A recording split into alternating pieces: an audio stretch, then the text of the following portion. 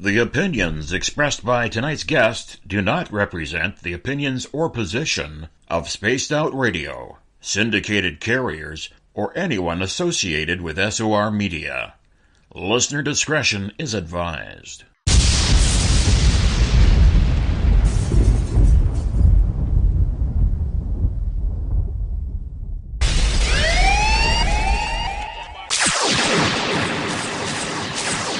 Here at Spaced Out Radio, we are about to take you higher.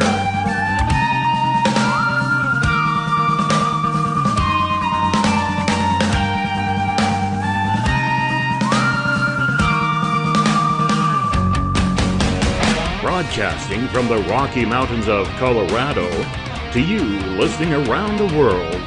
This is Spaced Out Sunday with host Tessa Nicole Thomas.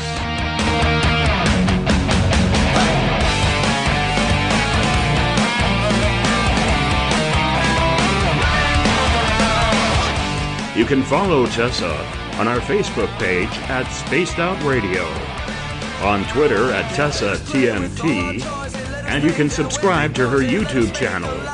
Go to youtube.com/Spaced Out Radio for the archive. But we break on command 'cause women rule the world.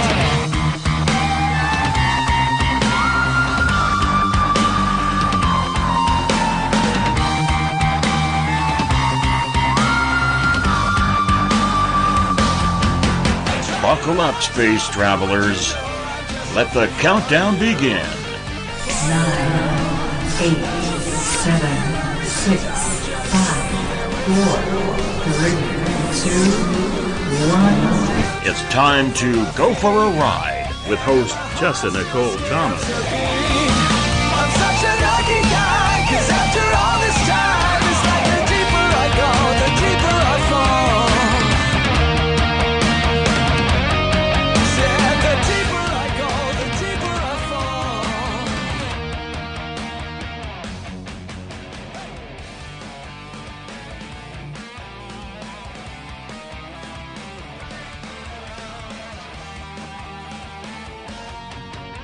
They touch so gentle, play so fair, mend our wounds with love and care, but they could crush us with a stare 'cause women rule the world. We are the fighters, we control, we're always right, they let it go. Behind that pretty smile, they know that women rule the world.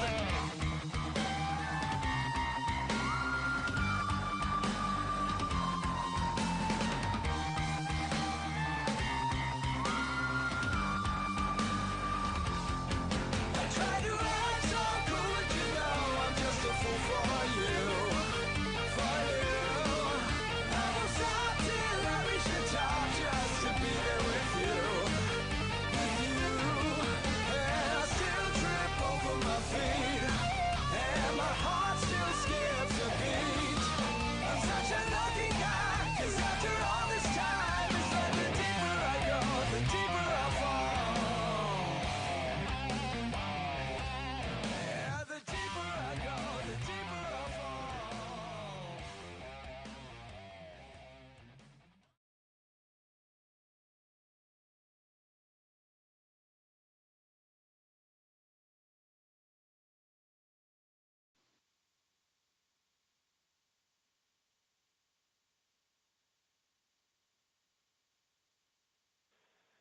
Hello? Yes, ma'am. I can hear you. Can you hear me? Yes, ma'am.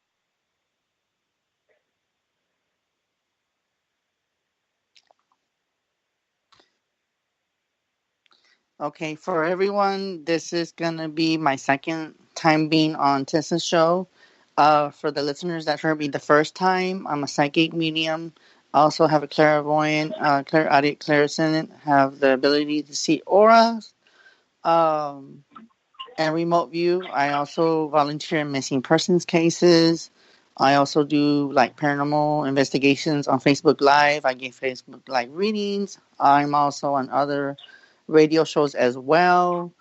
And I don't know what else to say. You got it all.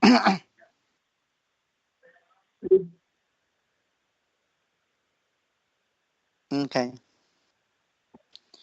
So, welcome to the show, Mel. So, what is the question that you wanted to know? Hey, Chris. I just Hi. want to know if you see anything going on with my immediate family, situations, problems, acknowledgement of anything personal. The only thing is that I do see change coming for you. Like, I know that you're planning to move, and I do see that coming like quick for some reason. It might be seems kind of slow, but I'm thinking for some Right. reason I kept feeling like, I don't know why, but they're telling me that you want to make it before New Year's, like maybe either before or after Christmas.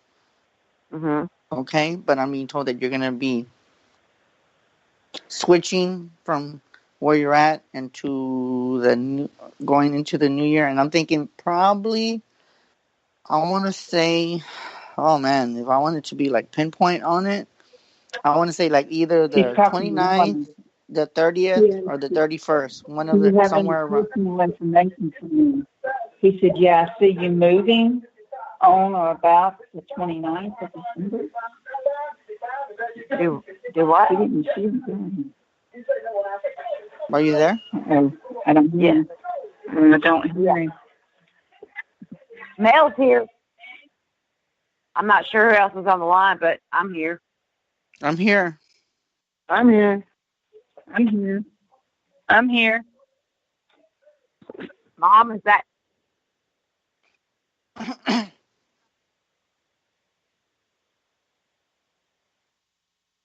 No, if you Mel, if Mom? you can hear me, No, is Mom on the line? I don't know. You got to probably figure that out. Yeah. If she's probably gonna be on Oh, the line. she is. I hear her. I know that voice. Okay, well, for some reason, like I was saying, for Mel, I do feel that you're going to be moving, like I said, probably the 29th, the 30th, or 31st, going into the new year. I'm getting a lot of, like, chaos. I'm getting the Oh. energy has been just, almost seems kind of just like confused energy. I feel like Hmm. you're very stressed. I want to say Mhm. both of you are stressed. Do you There's a see? Do lot you of see anything going on with my daughter? um I kind of feel like with that she's going to try to she's for some reason she's coming back in your life for some reason. She was not before. She was very distant from you and Mel, Yeah. but I think she is just trying to figure out who she is and what she's here for. It's almost like she's trying to figure out her identity. It's what the best way to Yeah. put it. Um And with what I'm being told is that between you both and her, y'all two are very open minded. With her, she's very Mhm. close minded. She's a very big time skeptic to a point. She does kind Yeah. of hear it, but then she kind of is like, you know what? I don't even want to hear psychic stuff. I don't want to hear paranormal things. I don't want to know anything of that nature. Right. So Right. that's the energy I get from her very strongly, that she's just like she stays away from the paranormal, the psychic stuff, but little that she knows is that it runs in your family. And she's going to discover that. And that's what she has to accept. It's almost self-acceptance. It's the best way to put it. And she still hasn't found herself. And that's why she's coming around again. But then it also seems too like for some reason she doesn't come around, and this is no one told me this. Okay, she only Mhm. comes around that I've noticed that when someone's about to die. I really didn't Mhm. want to say that or pass over, Right. but she's always been like like I don't even know what the right word is, like almost like lurking into the Right. family. And then when the person passes, she just she's like the best way to put it, she's like the black sheep of the family. It's like Do she you see comes and then anything? she goes. Go ahead, say it again. I'm sorry, Chris. Do you see anything with her as far as pregnancy or miscarriage or birth? I don't even know anything about your family because I know y'all know I don't like to tell. I don't like to be told anything. But I'm sensing like twins. I don't know if that runs in your family, but I'm seeing two kids, boy and Yeah, girl. So it does. there is a possibility that she could be doing her thing, but she doesn't know that she's pregnant. Yeah, she has no clue. Yeah, Mm-hmm. because that's been a big issue um, with but her I lately. but I do feel that she's gonna try to try to get close to the family. But to me, she seems like she's so distant. Like the best way to describe her is like she's out in the woods and she's just trying to seek herself. And as the Yeah, closer she tries to get to the family, the further that the woods get. Like every time she tries to get close to the water, it just dissolves or dissipates. I don't know if that makes any sense. It's almost like absolutely. She's so been it's distant the last 6 months or so, like very distant, where I've not even seen her, talked to her like a few times, and so yeah, I'm very worried. but I And think y'all will get reunited, and maybe this is probably gonna bring y'all closer because I personally feel like she shouldn't be distant, but she is, and that can personally, I think she needs to change that. She needs to change it because when it right, comes to shove, she's gonna need your mom and you to put her wow. together because she's just scattered. Well, She's like a lost person. She doesn't know who she is. She does not have no, any clue. she's 23. She had a miscarriage when she was 19 that really affected her emotionally, physically, really bad. And she had recently told me at Thanksgiving, Mm-hmm. you had told me before we talked to you that something was going to happen around Thanksgiving.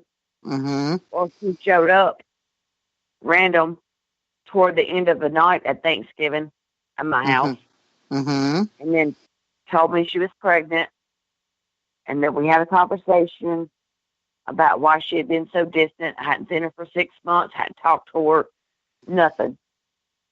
And Wow. she Oh my told me God. she was pregnant and she was Oh, having problems. I just got chills. I got Yeah. chills bad. Yes. So, Wow. again, she had already had one miscarriage, and she said that her hormone levels wasn't right, and she was going to the doctor. She let me know. I've been texting her for a week. She's not responded. She'll post stuff on Facebook, but I'm not about Facebook land. I'm about for real, text, Mm-hmm. conversations, whatever. And I've Mm. not known what's going on. So that's really scared me because that first miscarriage really shook her. And if it goes that way again, I don't know how it's going to affect her. You know what I was gonna ask you? What I was gonna say is that she kind of like for some reason I don't know. I know that she doesn't really talk to y'all, but I'm being told that you need to try to talk to her because I'm getting like health issues. Like she has some health things. And then I'm also getting too that she has this energy of Oh, suicidal thoughts. I don't know if you've known that or if she's been like that way, or you might think that no, that's not her. But what I'm yeah. picking up is that maybe she holds that she doesn't tell anybody about that part. What I just told you, she doesn't I, want anyone to know about that side of her. I believe so. I mean, again, she distanced herself and kept herself away from me and my questions. I'm a mother, so I question. And she shut down when I asked too many questions.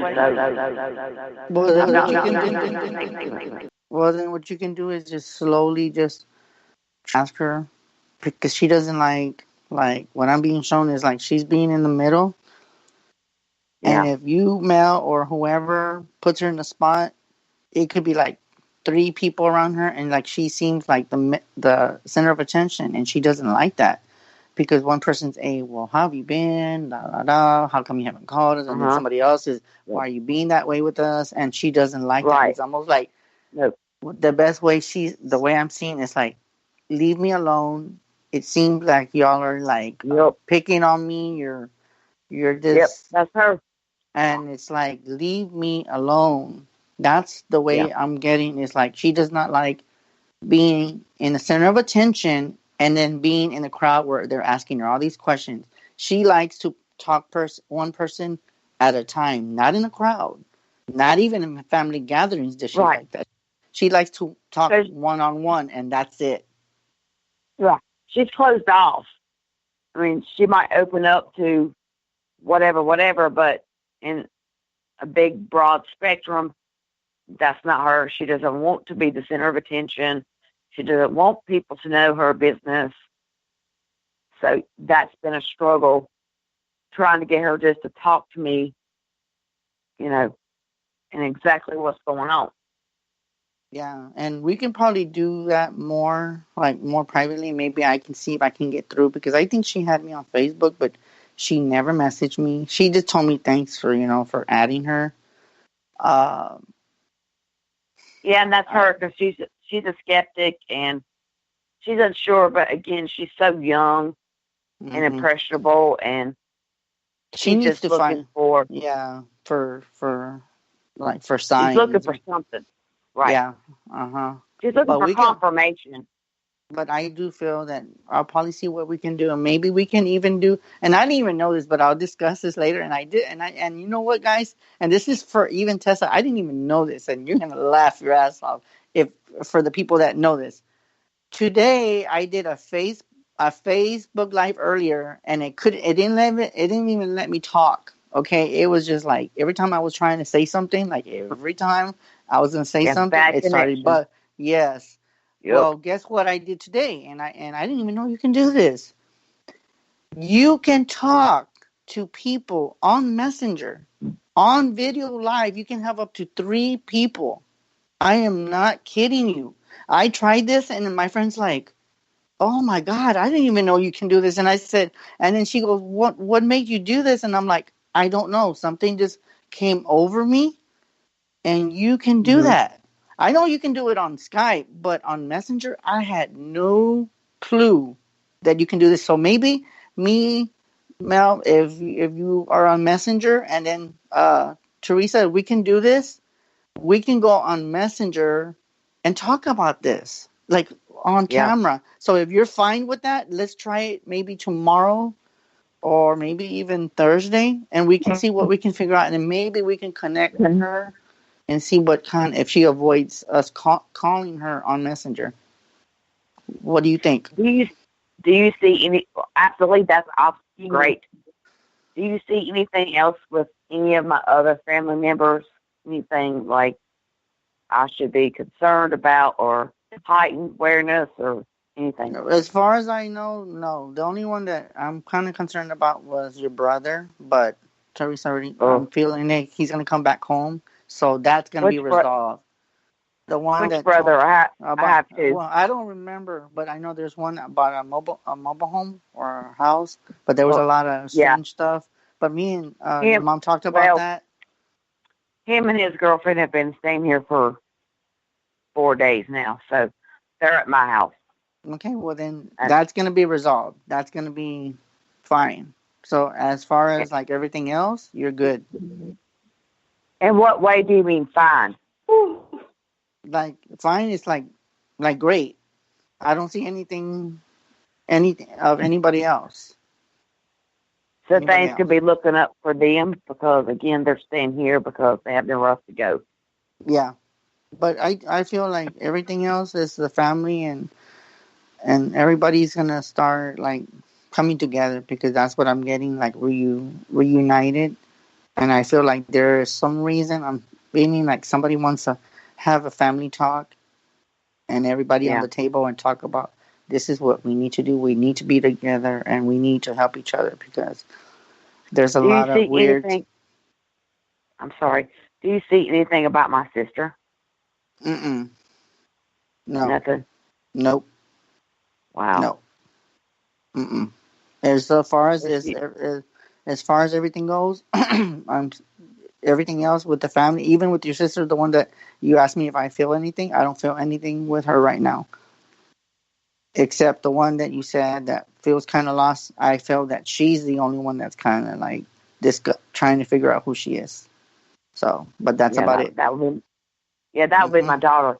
But as far as Hmm. my sister, like she, she's pretty much like closed off to anything. I think actually, you know what? Both of them are closed out. What? My That's daughter or my sister? mm-hmm. They're both. Yep. Yeah, So I see that. yeah, but No one that keeps asking questions. Nobody else gonna get on there. I keep but telling her stop talking. Who, well, me? Yeah.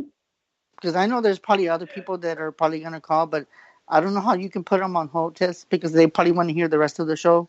For the I don't know how she does that. That's not of how I don't know how she does that.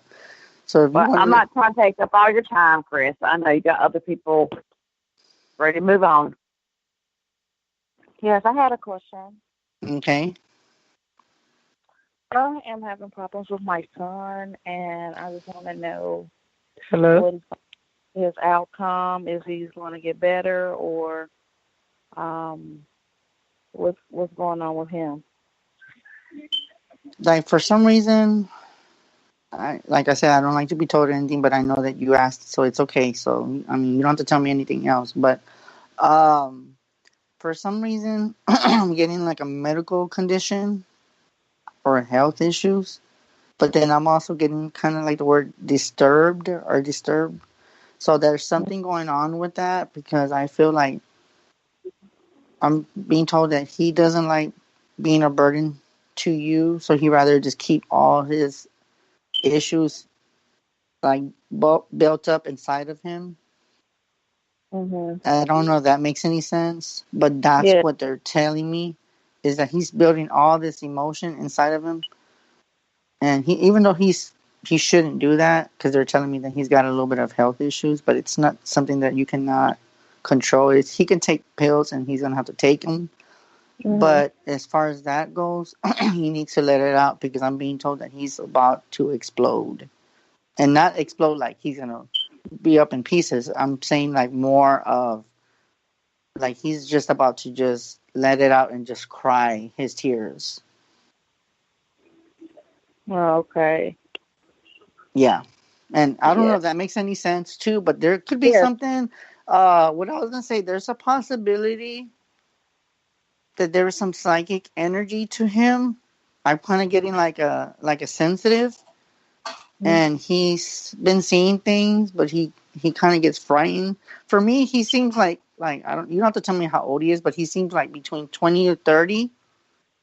But he has Mhm. the spirit of a child, like of a 10-year-old, because he still gets frightened of things and he's trying to handle what he sees and he doesn't know how to go about it because he's gonna think that you're gonna label him as like schizophrenic or crazy or there's just something wrong with him. But his gift is coming out, and that's Yes. probably a lot with the health issues. There could be something going on there, so it's almost like he's just wanting to let out, but he doesn't know how to start to.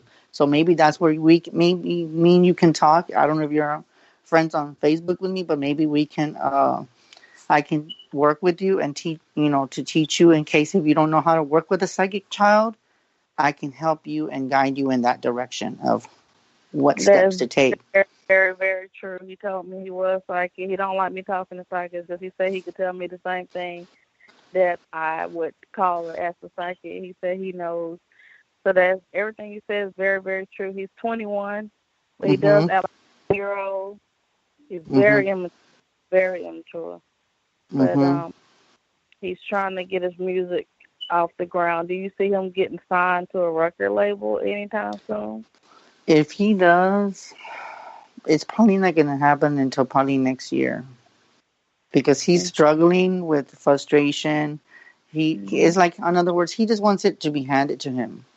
But the universe doesn't work that way. You got to work. You got to. maybe perform in some areas to show what his abilities are. Not just for the Right. psychic, but other things that he's interested in. So he needs to expand his mind and stop being so closed up in his room, because all I'm seeing is that he plays his guitar, he plays his music in his closet, or I mean in his room, and that's all he does. He never leaves his room, is what they're telling me. It's like he's Right. always like he's always in his room. I mean, there's times where he comes out, but it's very seldom. Hmm. hmm But if you want to, maybe we can, you can find me on Facebook, and just if you're on the show, you can go. If you're friends with Tessa, you just have either add me on Chris Psychic Garcia, or I can Okay. just give you my number. It's 210 Mhm. 974-3470, and then we can talk more of how we can, push him, to give him encouragement, and how that can help him out with his career, with his music career, and then with his gifts too. Okay. Thank you, and I Ye- appreciate it. And I have one more quick question. Um, yes. see, me and my spouse moving back in with each other, or hmm are you still headed to divorce? Okay, so y'all got together, and what were you asking again? I'm sorry. We're separated. He's driving trucks over the road, and it's caused a major problem in our relationship because we're separated a lot because he's always on the road. hmm So, if do you see us getting back together and him moving closer? Because he claims he's trying to find a job in town. Honestly, I do feel like he is trying hard, but it's just that the money's tough, so he's always traveling. But he's trying to find a job, and I do see y'all probably getting back together. They're telling me probably like when he finds a place. I want to say like sometime in February, in the beginning of March. But I know that you're probably wanting him to come home by Christmas, but that's kind of like a big if, because that's what they're telling me. You want him by the holidays, but he's trying to work hard so he can get the presents and stuff. So I don't really see that happening, not until next year. Okay. Well, hmm thank you. I You will are call you and schedule a meeting with you. Thank you so much. you're welcome, and you have a blessing night. You have a blessed night too. You were very accurate. Thank you. You're welcome. Bye bye.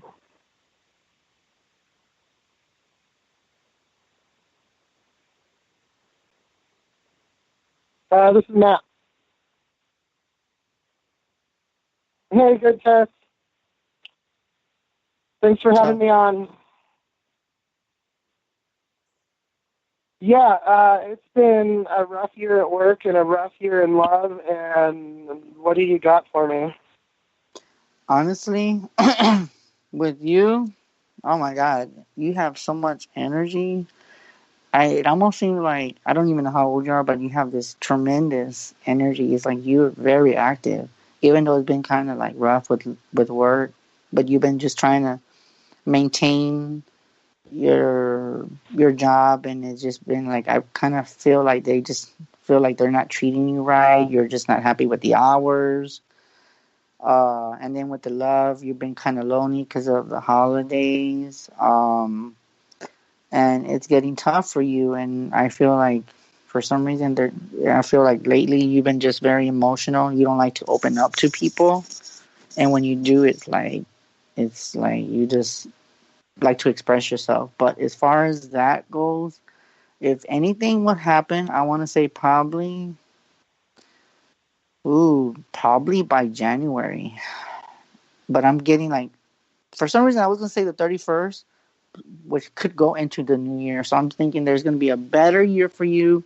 Love is gonna just start. It's almost like I'm being told like the roses are gonna start blooming in the air. It's like roses of love. The feeling of love is coming your way.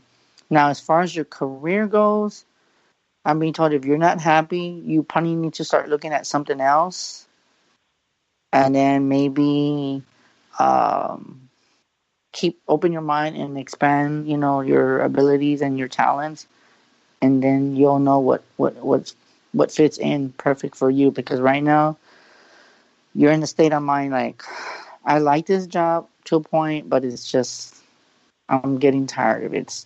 It doesn't feel welcoming. It doesn't feel like the way it did in the beginning when you first started long time ago. Now it feels like you have this. You feel like people don't like you. You feel like dislike. You feel like there's people gossiping about you. That's what I heard. They're gossiping. That's what you feel. But you're more like to yourself. You're very quiet and you do your job and you do a very good job. And all you do is just there to work. But you have this feeling like you have so much hate towards you. It's because you don't conversate with with people because they expect everyone to talk to each other, but you're not about that. You're not about gossip and, hey, you know what I heard from so and so, this is going on with their life. You don't do that. You just do your job and you're there to work and get paid and come home. Yeah, that's very accurate. Yeah. And I don't know, I've spent most of the year, like, I fell in love and it quickly ended. Well, not quickly, but just I've spent the year just heartbroken and trying to move forward, and I don't know that I've got it in me to have another relationship. All of my last relationships have ended because of my job and because of how long I'm gone for my job, and I've sacrificed a lot of my personal life. Mm-hmm. Well, then I do feel that can probably change. But you know why? For some reason, I don't know why, but I'm feeling like I'm feeling that there's something to do with work, and I don't know if there's somebody that's interested in you. Could be, but very distant too. It's kind of seemed like the energy seems kind of far, but so far, but then so close. You know what I'm saying? It's kind of like there, but I do feel like there is some secret admirer, but it's going to take time for you to heal.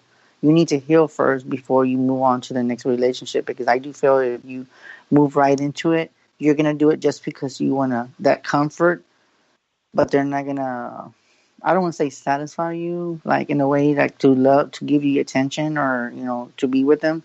But I feel like you might end up like, I'm not saying that you're like this, but they might expect more from you. And you're going to be like, you know what? You cannot do this. It's more like everybody I know has a family and is raising kids and whatever else, and I have my job. Mm-hmm. So I do feel that things are going to change for you, but just keep in touch, and then I'll see what I can do for you, because I do a lot of prayers for people. So I'm going to pray for you that love comes your way and business opportunities come for you, because I do a lot of that. And you're welcome, and you have a blessed night. You too. Thanks, Tess.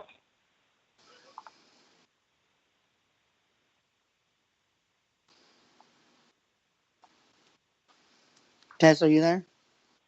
Or I don't know. I don't know what happened. Oh, I guess she probably had to go do some. Oh yeah, she probably had to go do something. But but in case if you want to get a hold of me, and that's just for you too, Matt, or anyone that's listening, you can reach me at 210-974-3470, or you can email me at garcia187bluelove@gmail.com, or you can add me on Facebook after the show, Chris. And then Psychic PSYCHIC Garcia. And you'll be looking for the picture of God's hands together with a heart in the middle. That is my profile. So send me a friend request. I'm also on Instagram. You can add me there. It's Psychic Kid _23. And that's on Instagram. So awesome. Yeah. So I hope you got that too, Matt, because you can add me if you want to. I'm just telling everybody else, whoever's listening. But yeah, no, I think I accepted your friend request on Facebook, so I'll probably get a hold of you. Yeah. So, but it was nice talking to you, and I don't even know where Tessa is, because she probably had to go do something, because I heard I don't know if it was a TV or something, but I heard something in the background. I'm like, what is that? So. I appreciate you listening. That's I don't know, like I said, it's been a rough year. I've just been chucking through it. But you probably can still listen, but I don't know how people do that. You can ask Tess if you want to listen to the rest of the show. You can, I know that she has a lot to to do with that. I guess people can probably just hang up and then just listen, or I can just it's something on, I think, space.radio.com or something like that. Yeah, so, but that's about it. Right on. Well, I hope the rest of your show goes well. I don't know if there's anybody else on the line. I know, that's the thing, was that we can't see. She has to do that part. That's why if I'm somebody telling else... you, watch Spirit interfered, and we're the only two. I know, right? Nope. There's other people here listening. Yeah, I know. And I knew she was doing something, but I just didn't know. Yeah, I just didn't know what she was doing because I know she had something to do. Because I kept hearing like a TV, and I'm like, "What is that?" It's just because I usually, when I do shows, I don't like to have nothing on because I want to make sure that people hear me very clear. Because electronics tend to mess up, the calls and stuff. So, but yeah. Yeah. Yep, but there's somebody else here. Good luck, dude.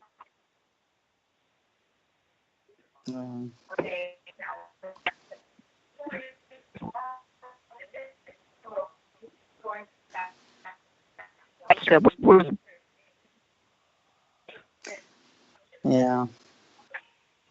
Well, I was gonna actually say something to y'all guys. Did she say anything about an after show after this? Because I remember the first time I was on here, we did like a after show where everybody described each other. But I don't know if she's gonna do that tonight because I'm pretty sure she's probably exhausted.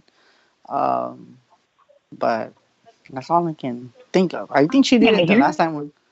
Yeah, so I don't know, but depending on if everybody's tired, I don't expect for us to be on, after the show, but it's really up to her, And then if I'm tired, depending on how many people I read, and then stuff like that, because I have stuff to do tomorrow too. But I can do but yeah, I don't even know where she's at. Where did she go? Well, Chris, this is the first time I've ever been on her show, so exactly who she is, kind of explain who she is and what she does. Well, she does like what you call it?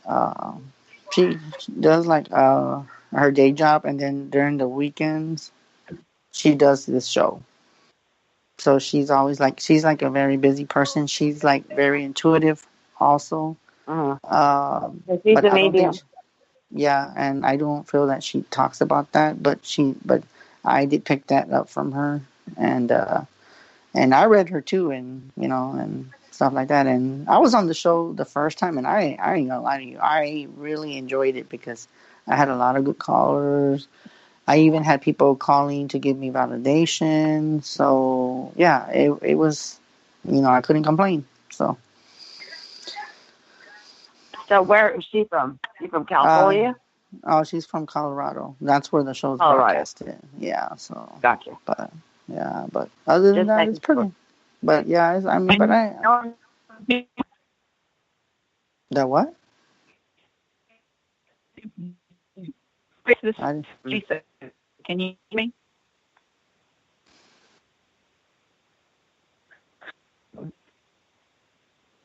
Yes, we can hear you.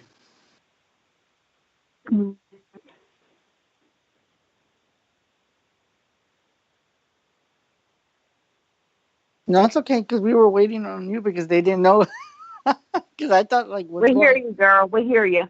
Well, I hear you. I can hear you good too. Don't hear me? You know what? I think. You know what I think it is. I think it's like the weather. That's what I think it is. It's the weather.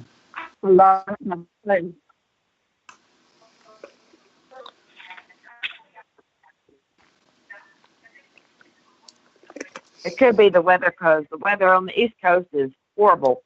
Yeah. All the snow we got, so you never know. Yeah.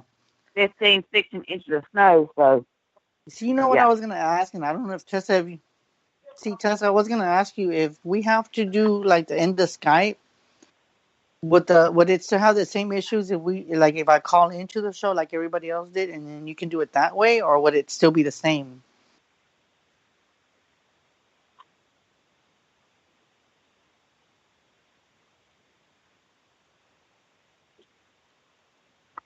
Oh, okay.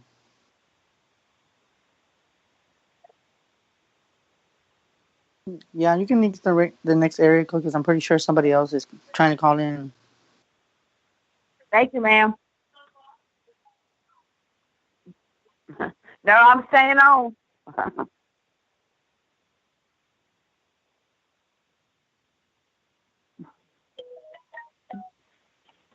8853. That would be me. Yeah. Oh no, that would be my mom. That would be. I'm here. Hello? Yes, how can I help you tonight? Hi, Chris. This is Tasha. Hey, so what's up, girl? Hey, I want to know when Henry does return back to me, will he be separated from the girl that he was dealing with? Honestly, I do feel that he's having a little bit of issues with her. I'm kind of getting like she's trying to, like, oh my god, this is so weird. I'm actually getting like the word binding him. She's trying to like control him like a puppet. I don't mean to say it that way, but it seems like she's binding him. So with that being said, oh my god, this is so weird. And I don't even know anything about him. But I do feel there could be some craft involved, if you know where I'm going with this. I do feel that she has a that she has the ability to do things. Like if she wants something done, she can do it. Can you hear me?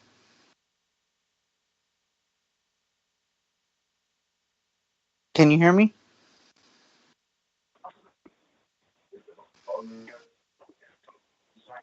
That is weird. Where did she go? It sounded like a drum Hello? beating. That was weird. I know. I Hello? heard it. Where did she go? Hello? Yes. Who's this? Yeah, hello?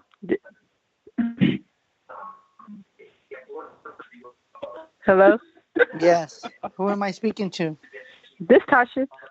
Oh, did you even hear what I said, or were you breaking up? Because I think the weather is bad right now, Yeah, I heard what and you that's why said. everybody Yeah. can't. Okay, does that make sense to you with what I told you? No, it's you just now telling me, but I haven't seen him yet, though. Well, there's something that, and I don't know if you know what I mean by craft, but I don't want to say it. But I mean, you know, I can easily say it, but I don't want to say Yeah. it because people are going to be like, "Oh God, he knows this stuff." But Yeah. but I will tell you this is that I'm kind of getting like she's binding him, and that she does know her stuff, which Oh, means the best way to put it is that she knows witchcraft. I'll just tell you just like that. She knows her okay. stuff. Okay, that's why I feel like in my mind I'm seeing him like tied up, but not really tied up. It's just that she's doing some kind of trying to keep him with her, but he's getting irritated and he's like, you know what, this is not gonna work because you're trying to control me.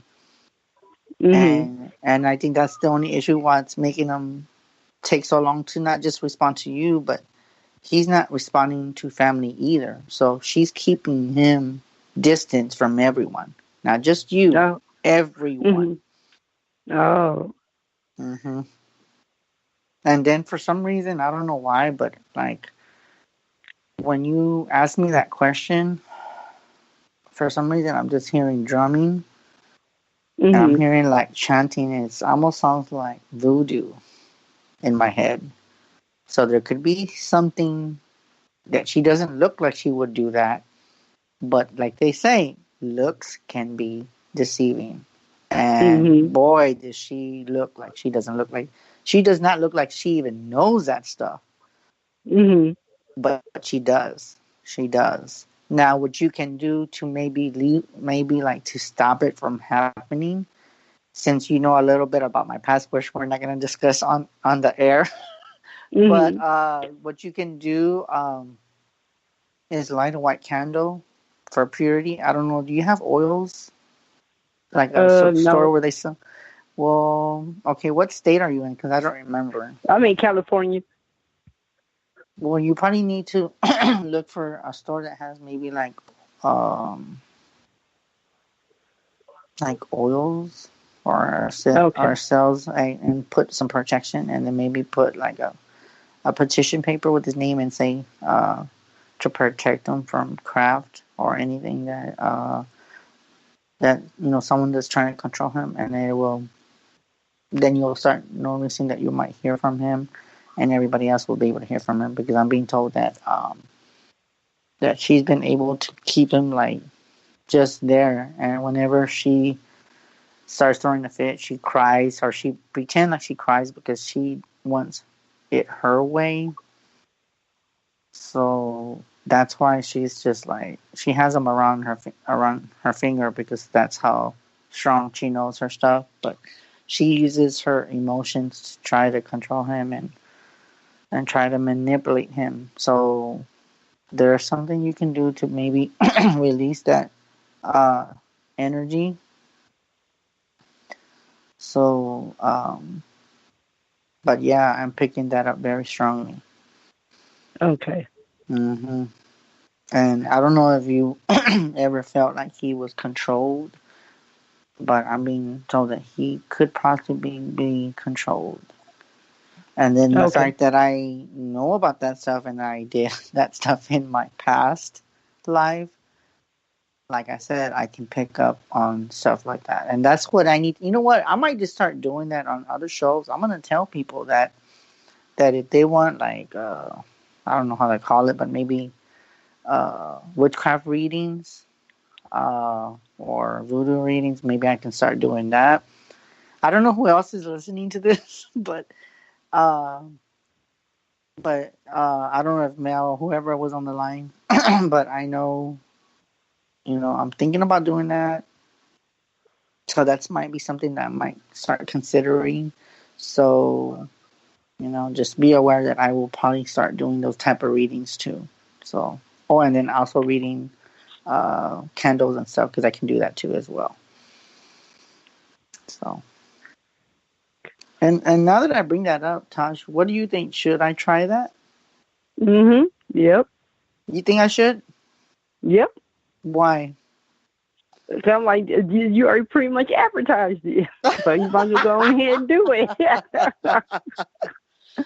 Yeah. I mean, I think I can do it. It's just that I never really did that, because I know a lot of people don't believe in that stuff. Mm-hmm. But if you grew up in that type of environment, you have to believe that stuff does exist. I don't know if you grew up in families that did stuff like that, but we grew up in stuff like that, so we know when something's being done to the family, because it tells me, like, in my premonitions, like when somebody's doing that kind of stuff. So yeah. Okay. Yeah. So because most people want validation, and you give them that. Yeah. And who was going to say, who was talking? Who's that?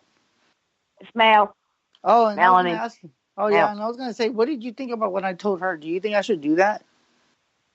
Yeah, that's what I'm saying. Some people just need validation to know what they're doing is okay, and what other lives are going through, and yeah, it's validation. But that's the thing, though. But because I know a lot of people in this world, a lot of people don't believe in witchcraft. A lot of people don't believe in voodoo. A lot of people don't believe in Santeria.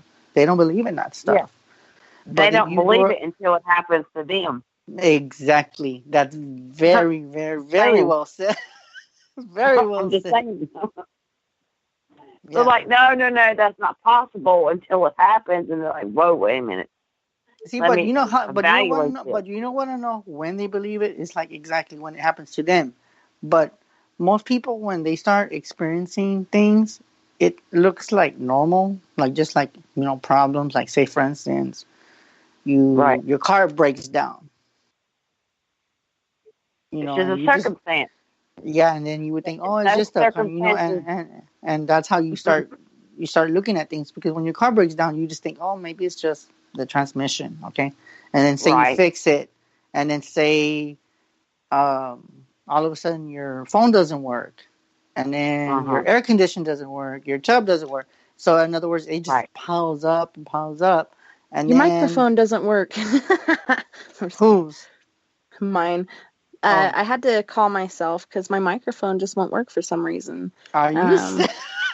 Yeah. So again, that's validation that something's going on. So I need to reevaluate what I'm comprehending.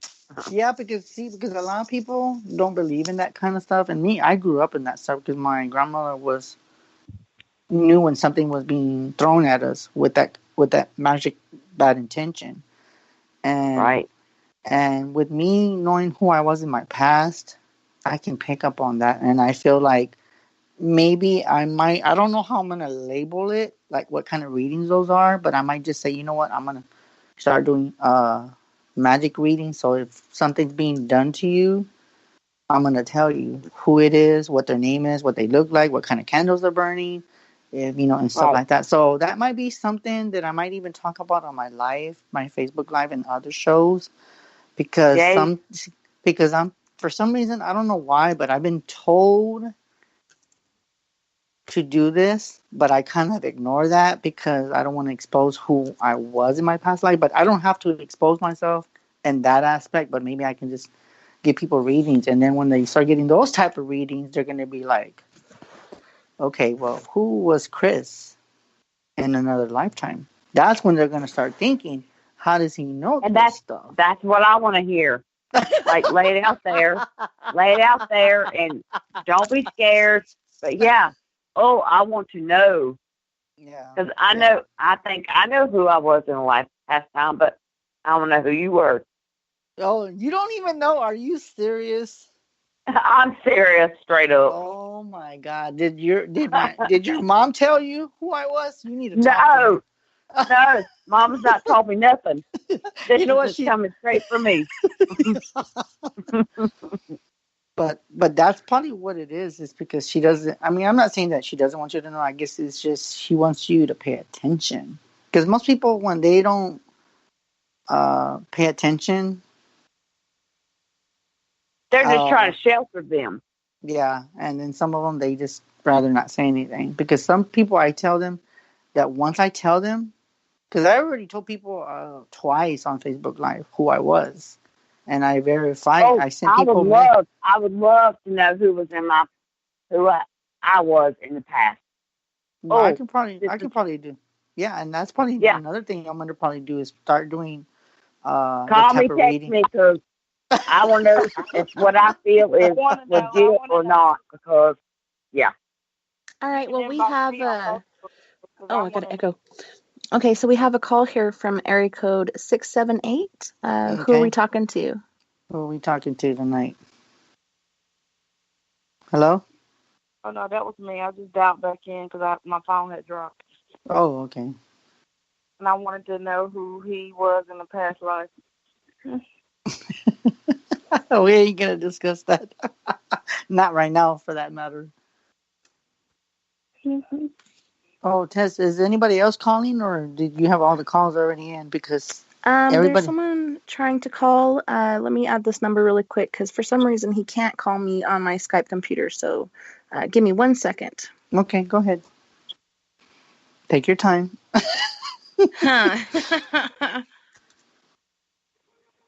right. We're all ears. I know, right? Everybody wants to know, who was Chris? Who was Chris? I'm on the edge of my seat, like, what? I got an idea. But I'm not going to say anything because it's a long story.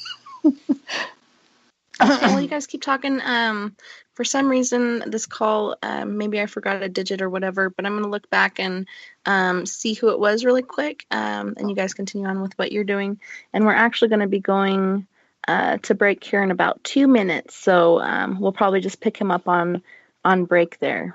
Okay, and I was going to ask you, Tess, did you ever figure out what was the issue with you? Because I noticed you disappeared, and then I heard noise in the background. I'm like, are you serious? Like, because, I mean, we could hear you perfect, so I thought everybody else on your network should be able to hear you. Yeah, me too. It's really weird. And when I'm looking at my system, even though I haven't done anything since the last show whatsoever on this new computer, it's showing my microphone as a speaker, so maybe that's why it's not working, but I don't understand why it's working with you guys and not on air Okay, with you know what I was everyone gonna. else. Okay, I'm gonna ask you a question. What if I hung up and called you directly? Would that help, or would it be the same? Yeah, I think it'd be the same. Oh, okay. Well, I feel Because yeah, bad though. I feel bad because I hope it's not us that. more paranormal shenanigans. I know, right? With all this stuff, and then you know what? It could also be the weather because with all this weather, it's bad everywhere. Like in the East Coast is bad.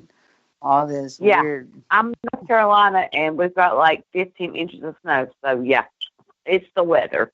Yeah. Or if it's not the weather, then it's spirit. Spirit's like, I'm not putting you on the air. Right. Ain't no one gonna It's hear a you. combo. I know, right? It's a And that's combo.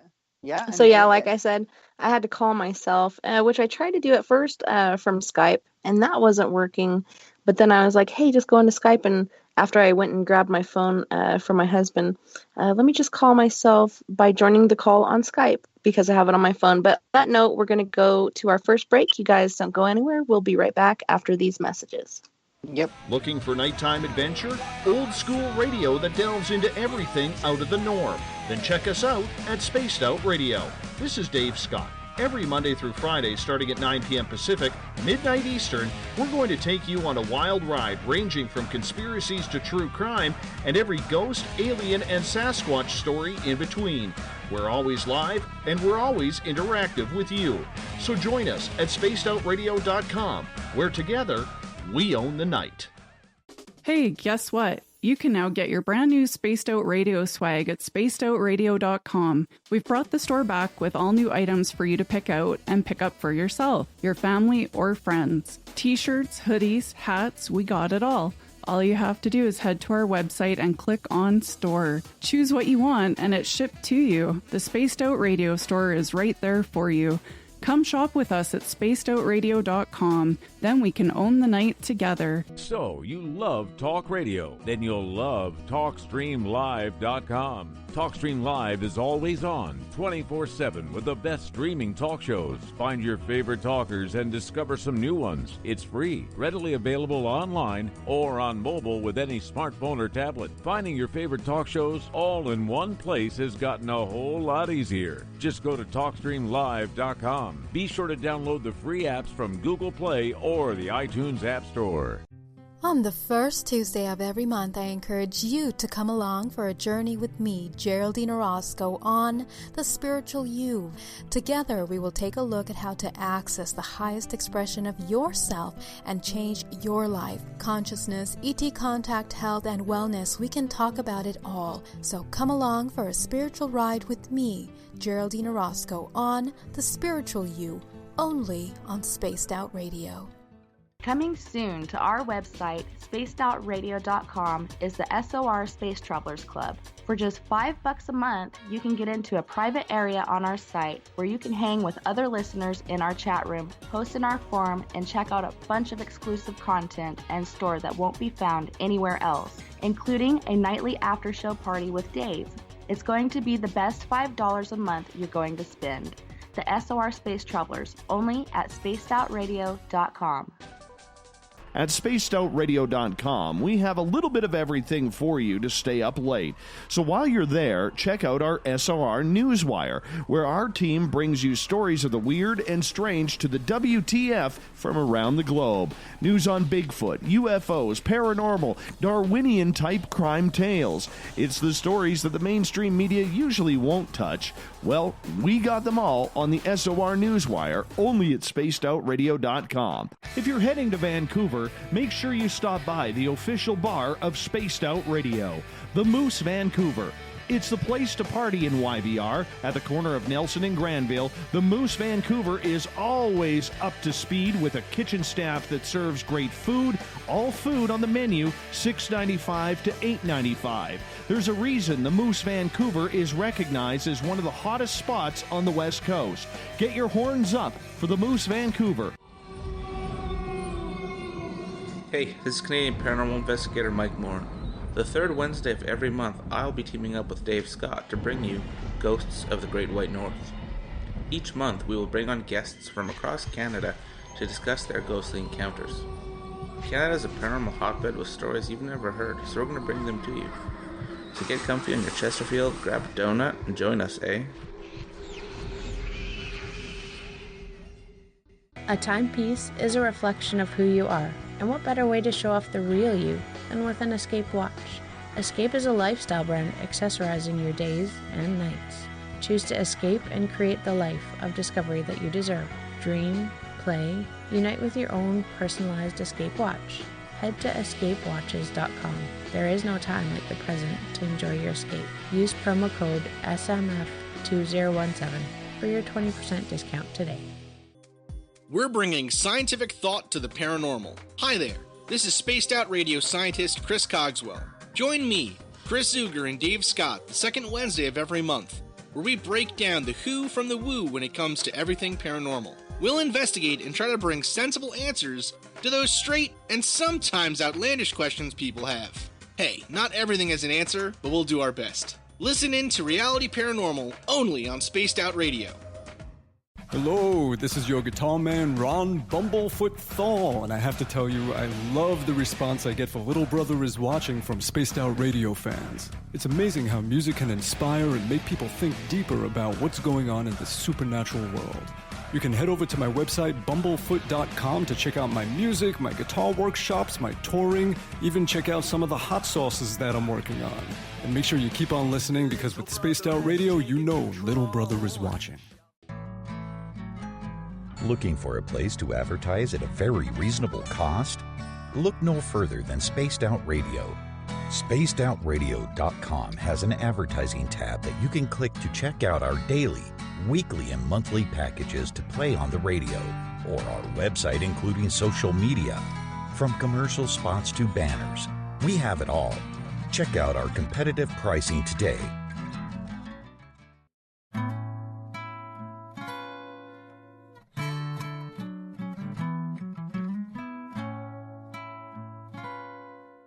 You can follow Tessa on Twitter at TessaTNT, on our YouTube channel, Spaced Out Radio, and our website is spacedoutradio.com. Now, back to Spaced Out Weekend host, Tessa Nicole Thomas. Hear the sound again, voices dancing in my head, smile wide, drowning slowly as the echoes rise. Hey guys, welcome back, and thanks so much for hanging in there. We're having technical difficulties, but if you'd like to call in for a reading, the number is 970-335-9596. It's 970-335-9596. You have reached the maximum time permitted to record. To send your message, press 1 at any time. To listen to your message, press 2. To re-record, press 3. For more options, press 4. To cancel, press star. Where is that even coming from? I don't know. That's what I said. I was like, what? To send your message, press 1 at any time. To listen to your message, press 2. To re-record, press 3. For more options, press 4. To cancel, press star. Oh, you know why? Because your mom's calling and she said that she got To send your message, press 1 at any time. Yes. To listen to your message, press 2. To re-record, press 3. For more options, press 4. To cancel, press star. Weird. Hello? Hello. Okay. Can you hear me now? Sorry, please try again later. We got you. We can hear you now. Well, it hung up on me. It was a voicemail. That is and weird. then it said to leave a message. Yeah, that's what we were just I got hearing. the same That's so thing. weird. I was like, what is I that? had What is happening disconnect with the show tonight? I'm so lost and Reconnect. confused. Oh, goodness. This is normal for around Chris because yes. Spirit does not want the people to get out the news of what he knows. Yeah, exactly. So they block his word. So Well, that's did you the have whole a- deal. Did you have a question for Chris I tonight? do have a question. Awesome. I do. Okay, Chris, I saw somebody in my house earlier, and I want to know if I was just seeing things or if I actually did see this person. Honestly, Preach. I'm being told that that you did see someone, and it wasn't. Well, how can I put it? It's more spirit form, but the way they came to you, they came to you solid. But it was a spirit. It was a spirit. And I will let you know that. So what you saw, you were not hallucinating. It was someone, but it was a person that came to you and full body apparition. Yeah. Okay, I did not know this person. Well, then that means that you're probably supposed to help them, or you're going to come, or maybe somehow, since they don't know too much about you, they're probably going to either try to come to me or somebody that's very intuitive, and that's probably where they came to you. So basically, you're like, the way that they're telling me for is dead that, people. So you're like an antenna. So dead people are going to be coming to you too. But even though you might not know them, or they're not be family related, but they're still coming to you because they need help. Okay. Well, this person that I saw was a young man with a cowboy hat on. And he was tall and slender. And a short time ago, there was a young man walking down the railroad tracks behind our house, and a train came, and he just looked at it and kept walking, and it cut his head off. What? Yeah. That was like to kill him. Yeah, that was behind my house. Wow. Then that must be a spirit roaming your area. Yeah, that's what I was thinking. But it was such a flash. I mean, it was like, oh, she saw me. It was gone. You know. And you know what I was going to ask you? Yeah. Because now that you're on the phone, should I say anything to everybody, or should I just keep that anonymous? Well, I mean, it depends on how you feel about it, because I think it's kind of cool, but if they, a lot of people might make a joke out of it and make you feel bad, and I wouldn't want that to happen. Yeah, but because because a lot of people don't know who she is. Now, if they don't know who she is, you know what I'm going to tell them? I'm going to be like, where have you been? Google it. I mean, Google it like I did. But I already knew who she was.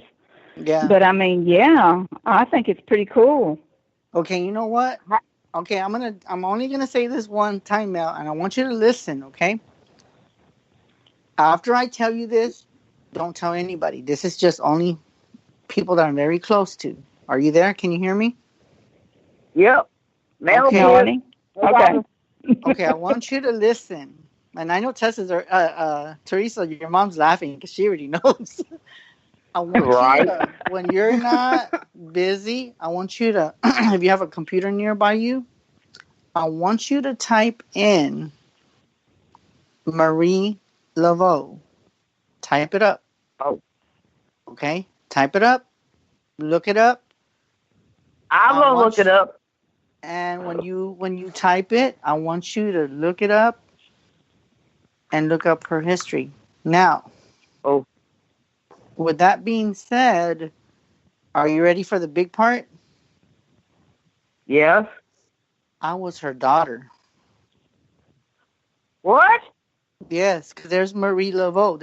There was three of them. It was the grandmother, Marie Kathleen Laveau, then it was Marie Laveau, and then Marie Laveau II. And all that whole family. I'm sorry to interrupt you, but I'm sorry. It seems like I've heard that name on.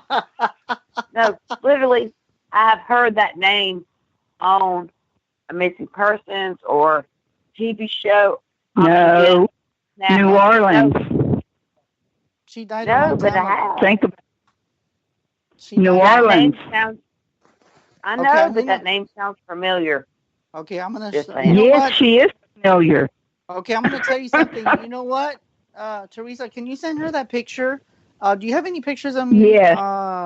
send her the picture with me. Yes. And then send her the picture with that as we're talking, and then see what she says. But Okay. whatever you do not cuss because we're still on the radio. So once you get the picture, just be like, "Damn," or you can say "Wow," but don't say any other word.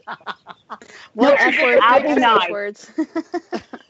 So just I make will sure edit that my language, Right. but yeah. So again, once you but get, yeah, so once send me your that. mom's, once your mom sends you the picture, you're gonna be blown away with what she's gonna send you right now. Don't say anything. Yeah. Don't say Okay, anything. I'm waiting. I'm waiting. Hold on, I'm looking here. It's on here. But yeah, that's Patient. crazy. But I've heard Yes. that name. I don't know where I've heard that name before, but I've heard that name. Well, as soon as you read about it, you'll think, duh. Think Bourbon Street. So again, I've heard that name. I don't know where I've heard it, but why I've heard it, but I've heard that name. Okay, I'm you like, know whoa. what? Okay, I'm gonna ask you, Teresa. Have you sent her the picture yet, or are you looking still? Centered one of just her. I'm looking for the one of you together. I don't know where it went, and why can't I find it now? It's like something Okay. doesn't want people to know. That's why. I know. It's like, okay, hold on. I think I got one. I Hold got on. one picture, but Okay, what? here we That's go. like colonial times or like what? There you go. Well, that's Marie Laveau. That's Catherine Marie Laveau. Okay. That's the daughter. That's him. I swear I've heard that name before. Did you get the picture? I'm like, Thank you. yeah, I got the picture, but it's like a colonial painting. You know. Exactly, because that's who she is. Yeah. That's who she was. Yes, Okay, I don't look at know, the picture. Okay, look at the picture of the past picture, and then look at the picture of me, and see what you see identical. Okay, hold on. I've only Did you got find the one? that just hit me. Find it. What? Did you find yours, Chris? Okay. Wait a minute. Let me send it to. Let me forward it to her. Okay, and Oh, wait a minute. Oh, you already sent it. Trying to figure out where we're at. We got 336 and 843. Is that you two ladies, right? No, Yes. Okay. I'm 336. She's 36.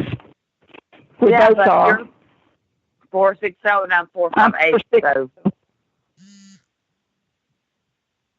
Hold on. Okay, because I have an 843 number here as well as a 484, and I don't want to leave anybody hanging.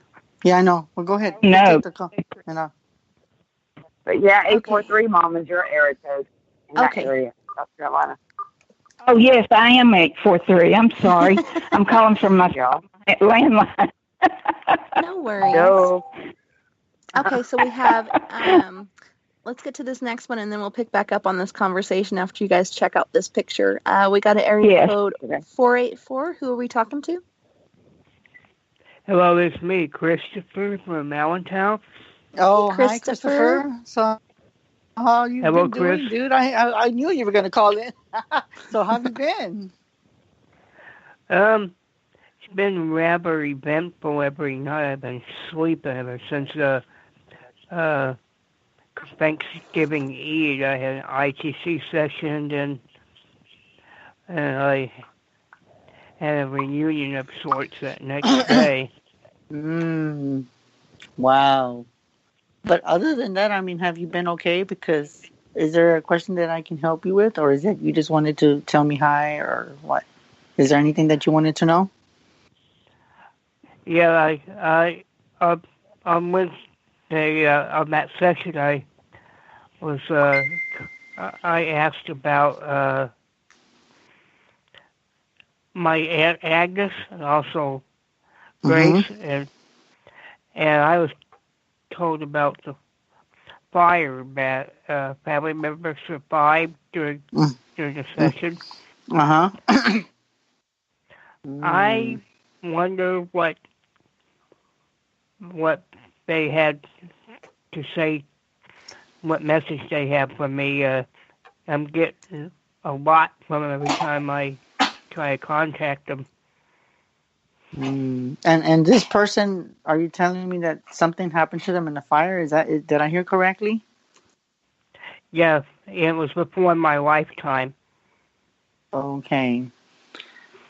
I don't know why, but oh my God, this was before your lifetime, before you were alive. Is that correct? Yes.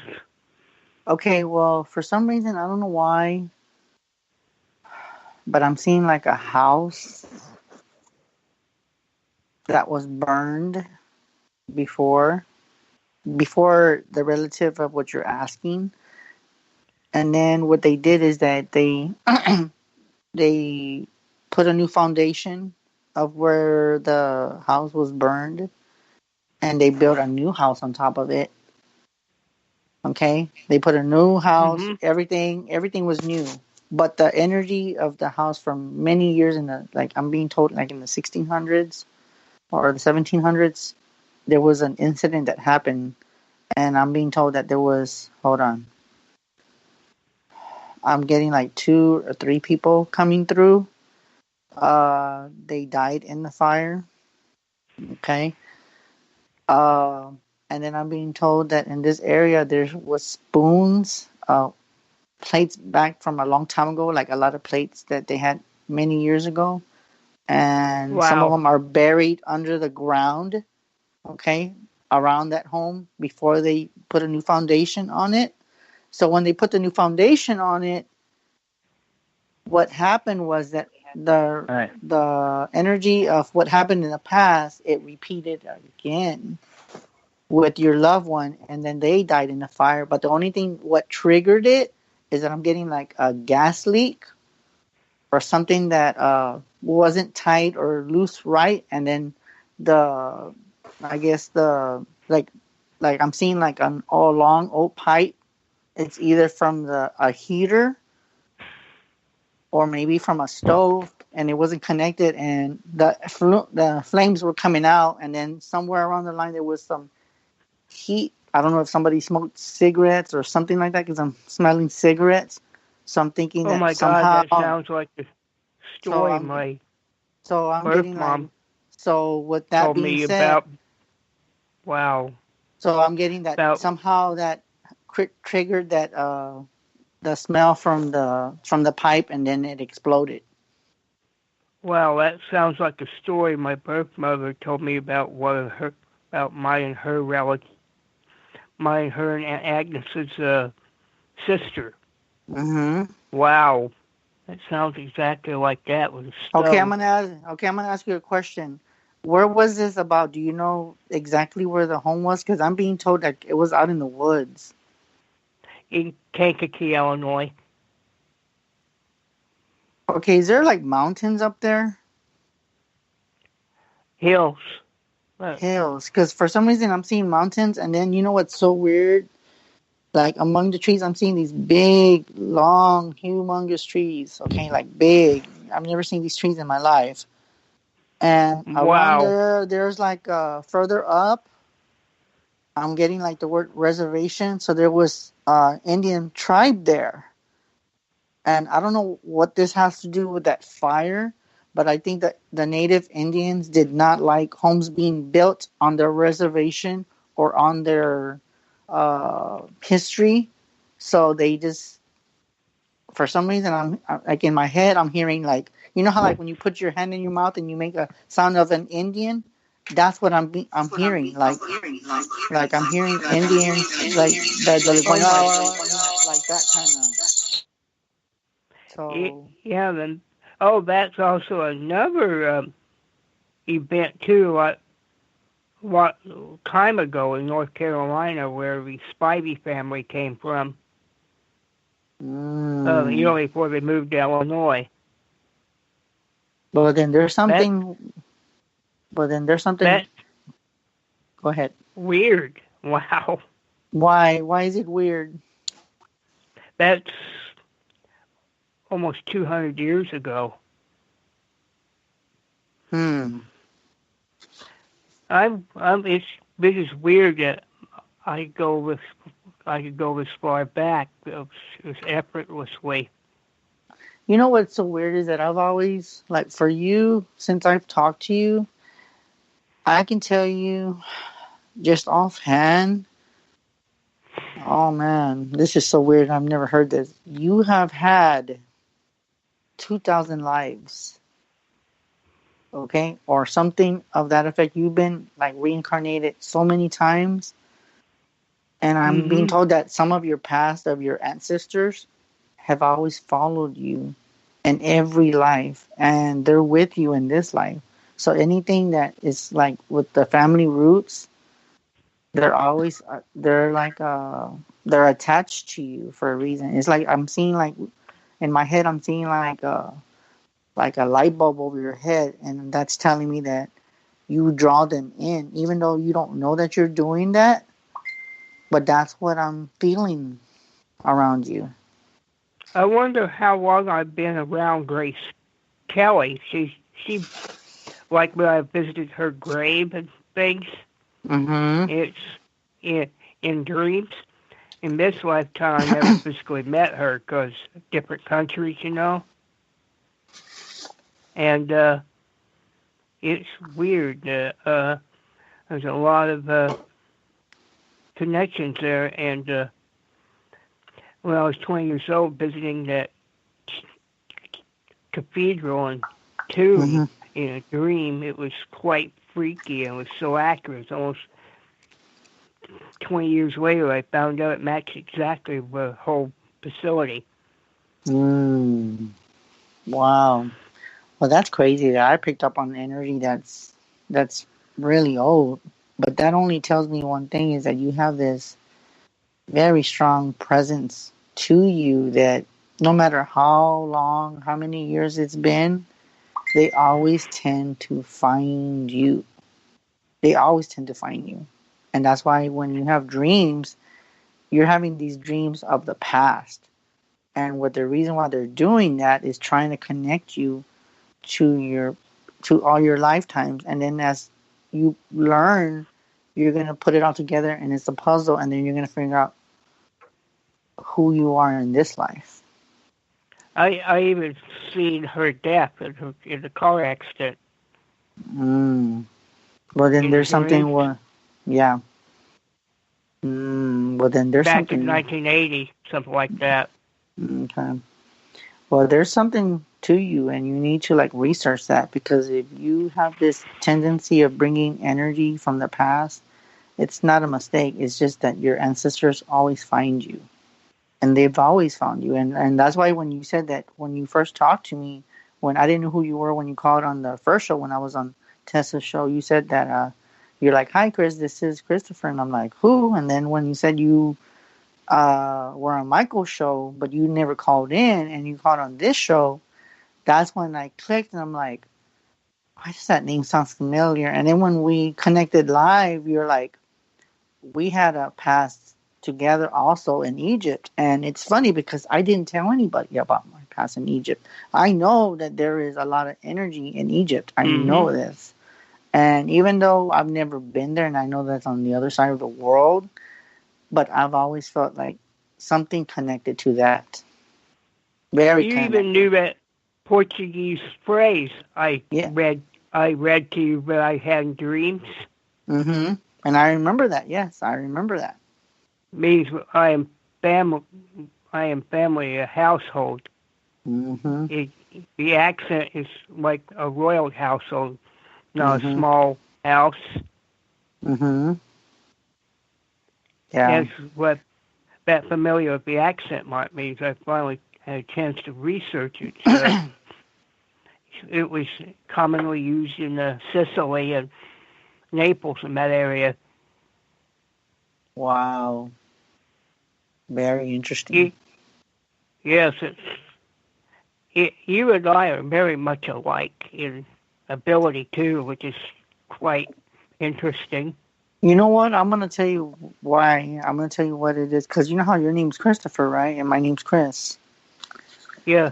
I'm going to tell you what, and I don't know if you feel this, but even though we're total different people in this life, but you want me to tell you why we have that strong connection? Because they're already telling me. You want me to tell you? You want me to tell you what it is? Because you were my brother. We were identical. That's why. Oh, wow. That's why you feel so drawn to me. Like whenever I pop out, like on any show or even on live, you've always felt like you had a brother missing out there, and you didn't find him until now. Until now. Mm-hmm. Wow. And you know, it was weird, you know, when I told you about that dream being in St. Nicholas Cathedral at Grace's tomb. 5 years later, my bio family found me. When I was 25. I was in one of them homes. Are you serious? That's wow. correct. Wow. And I did not have the resources to look them up because back then you had to have money to look people up like that. And Okay. Well, then you know what that tells me? Then that tells me that you could have been connected in my other lifetime. Did you ever? I'm gonna ask you a question. Do you ever or have ever been drawn to Louisiana for some reason? Many a times. Okay, well then there's a past there too, and I can't tell you who I was, but I'll tell you, like, maybe we'll talk, and I'll tell you if it rings a bell, and then if you really look at all our past lives, like Egypt, and then you know that language that you said, and I understood what you meant. I think in every single life you've always been like someone that was related to me. So yeah. And you have a Southern European surname. Are you serious? Garcia. Oh, that's right. I yeah. Wow. So then you do your research, don't you? We're Siberian, right? Spain and Portugal.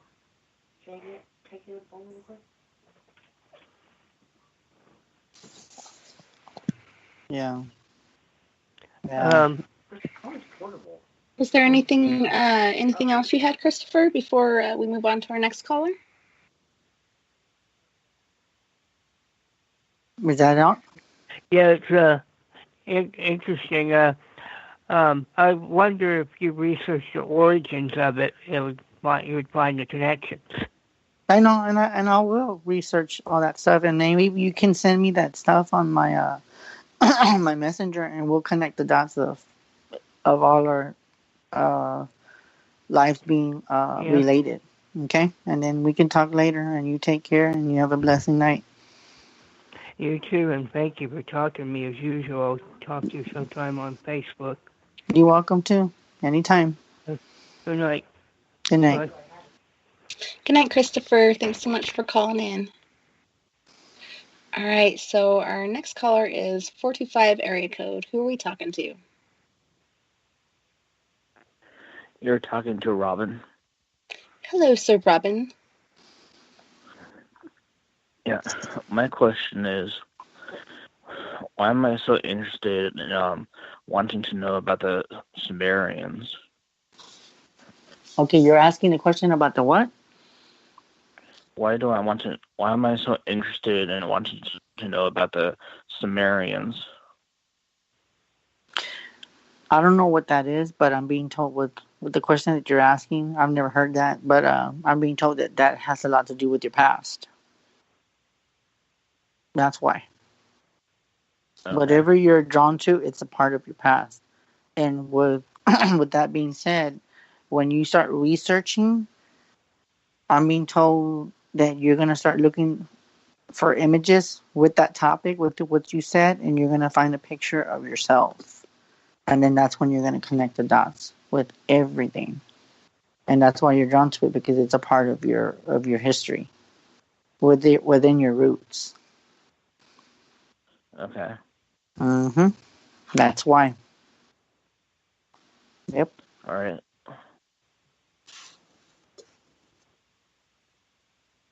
Was that all you had? Thanks. You're welcome. And I had something else also. Go ahead. And so also, my house was in the 1920s. Mm-hmm.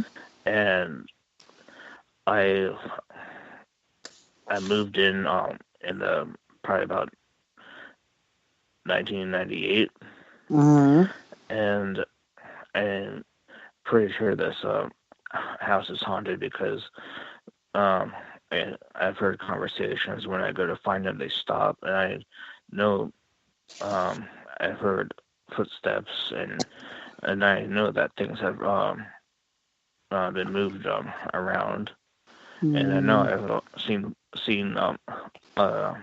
things. Okay, even though I don't know where you're from, but they're telling me, and this could be something maybe like a past, or this could be something that has something to do with you, but they're telling me a state, and I don't know what this has to do with you, but I'm being told that I have to tell you no matter what it is, because sometimes my messages just say stuff, and I'm just like, well, okay, well, then I don't know what that has to do with anything, with even though you're not asking me, but they're telling me that I need to tell you. So, with that being said, I'm picking up South Dakota with you, like very strongly. I don't know why or how come. And even though I don't know the energy of South Dakota, I've never been there. But I'm being told that could be something of maybe your tribe of a past life or past life regression. And I'm getting like a lot of native energy to you. And there could be something with that, but I know that that's not the question you asked me, but they're telling me to tell you that, and you'll figure out what it is later. Now, with the house that you're in, kind of picking up, like, I don't know what those rocks are called, but they're very known to kind of like cause paranormal energy or paranormal activity. I'm being told, I can't think of the name of it right now, but there's there's rocks that are like by the water. Is when I'm seeing water. So if the I guess the property or whatever you want to call it, if there's rocks with what I'm seeing in my head, that tends to amplify the energy 3 times more than what our normal house will be. So with that energy being said, there's this rock that I want to say it starts with the letter A, because I'm not good with different shapes of rocks and what they're called, but I know that this rock is very well known for paranormal activity, and this rock was engraved on your property or near where you live, and that causes a lot of energy to amplify what's going on with your house, with it being haunted. So it just creates more of like a doorway for the spirits to come through. So your home is almost like a spirit house that people can talk to each other and can talk to you, even though they disappear. But your home is like a portal. Okay. And that's why you have a lot of activity. Now, is there anything with somebody falling down the steps? Because I'm seeing like steps. I don't know if you live in a 2-story house, but I'm seeing steps. So I don't know if I'm being told that. We have a 2-story house. Okay, well, I'm being shown steps, and I'm being told that whoever died in the house or passed in the past, I'm being told that a spirit pushed them down the steps, and that person died, boom, like instantly. Probably not while I was here, maybe, or probably not while I was, maybe late, maybe in the past. In the past, yeah. So you have a very strong energy to your home, and I'm being told that it's, like I said, it's a portal. Even to the other side, it's a portal to the other side. It's kind of like, and then for some reason, I'm kind of, like I said, I've seen this rock, and I don't know why they're telling me this, but this rock with your with your home and property, it's kind of like, I don't know. It just seems like it amplifies a lot of energy, and for some reason I don't know where you live, but I'm being told woods, or almost like you live out in the out of not like in the middle of nowhere, but you live in an area where it's like seems like you're going out of town, but there's a lot of trees, and then I'm seeing like a stream of water, and wherever these rocks are, I can tell you the color. Oh, go ahead. Sorry. Yeah, I live not too far from a river, and I have trees up very close to me. Okay, well then you need to look for these rocks, and I can't think of the name right now, but I will describe them to you. They're kind of like on the top, it's kind of like a regular rock, and it's gonna have a little bit of yellowish to it. It's almost gonna seem like it's almost gonna have this kind of like crystal energy to it. It's gonna be like either kind of like shiny, or it's gonna have like a yellowish color. Now, I can't describe what this color is, but I don't know if you watch TV. If you want to watch, you know what? I'll probably have to keep in contact with you because they're telling me that I need to tell you what the name of this rock is. But if you're good with paranormal shows and stuff, you need to try to see all the episodes of Paranormal State with Ryan and Chip Coffey and all them. There's this one episode that they went into this cabin and they describe this rock, and I can't think of the name offhand, but you have that same rock in your property, and that's what's causing all of that activity. And I'm not saying that you can take the rocks out and just get rid of them, but those rocks were already even there when the earth was created. So no matter if you try to get rid of these rocks, it's gonna it still creates a lot of energy. So no matter if you try to get rid of them so it can stop the activity, no matter how much you try to do it, your house is like a big amplifier of energy. So I'm just letting you know that you can have these rocks, and if you want to communicate with them, you can find maybe a little one and you can have it with you, and it's almost gonna be like a crystal that you can use to channel and tell them what do you want and why are you here, and you can use these rocks. So Okay, anyone calling in, make sure you mute your phone until I call out your area code. That way we don't get any background disturbance. Okay, So, I'm going to take this off what you're right saying now. is if I tried to remove one, it would be a bad thing. Yeah, it'll give you a thing to where you can channel the energy of, so you can know more the history of your home. Yeah. Okay. Because usually I like to keep things where they are, so it's just the way I usually am. Well, that's good. You can always, contact them from your cell phone or whatnot if you don't want to move it, which is a good idea. Leave it where it's at. Don't take it into your house. Yeah, I know, but that's if he wants to, he can do that. That's if he wants to learn how to channel, because I do feel that he has gifts too. So I think that can help him. But if he rather not do that, then he can just leave it alone and just not say anything.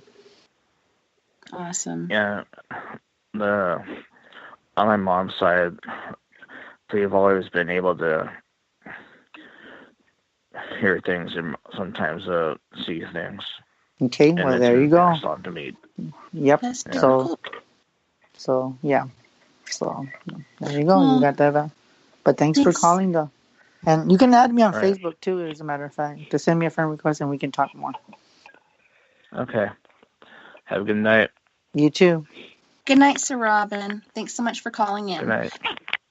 Before we get to our next caller, we actually have a question in the chat room, and she actually asked this a long time ago, but I was so busy trying to get this mic figured out that's acting like a speaker. You could hear me through it, but nobody else could.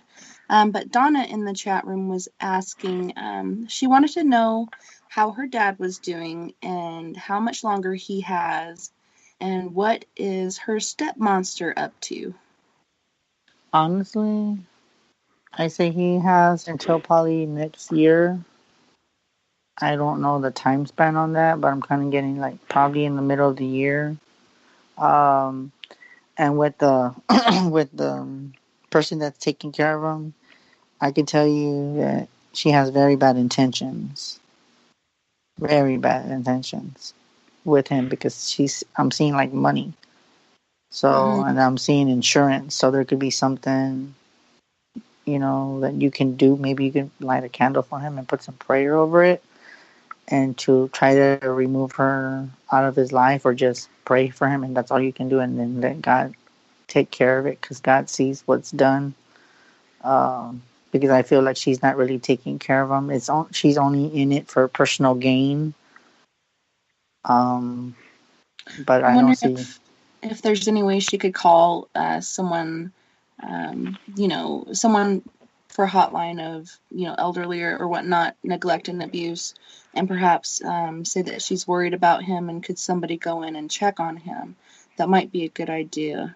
Yeah, so that would be something that maybe you can find somebody that could be an undercover and just maybe go to, his residence and see if they can see how he's doing, if he's being mistreated, and if he is, then maybe they can help him to move in a better spot where he's more taken care of. Yep. Okay, so let's see. Let me go to this screen. Man, this mic being messed up is really...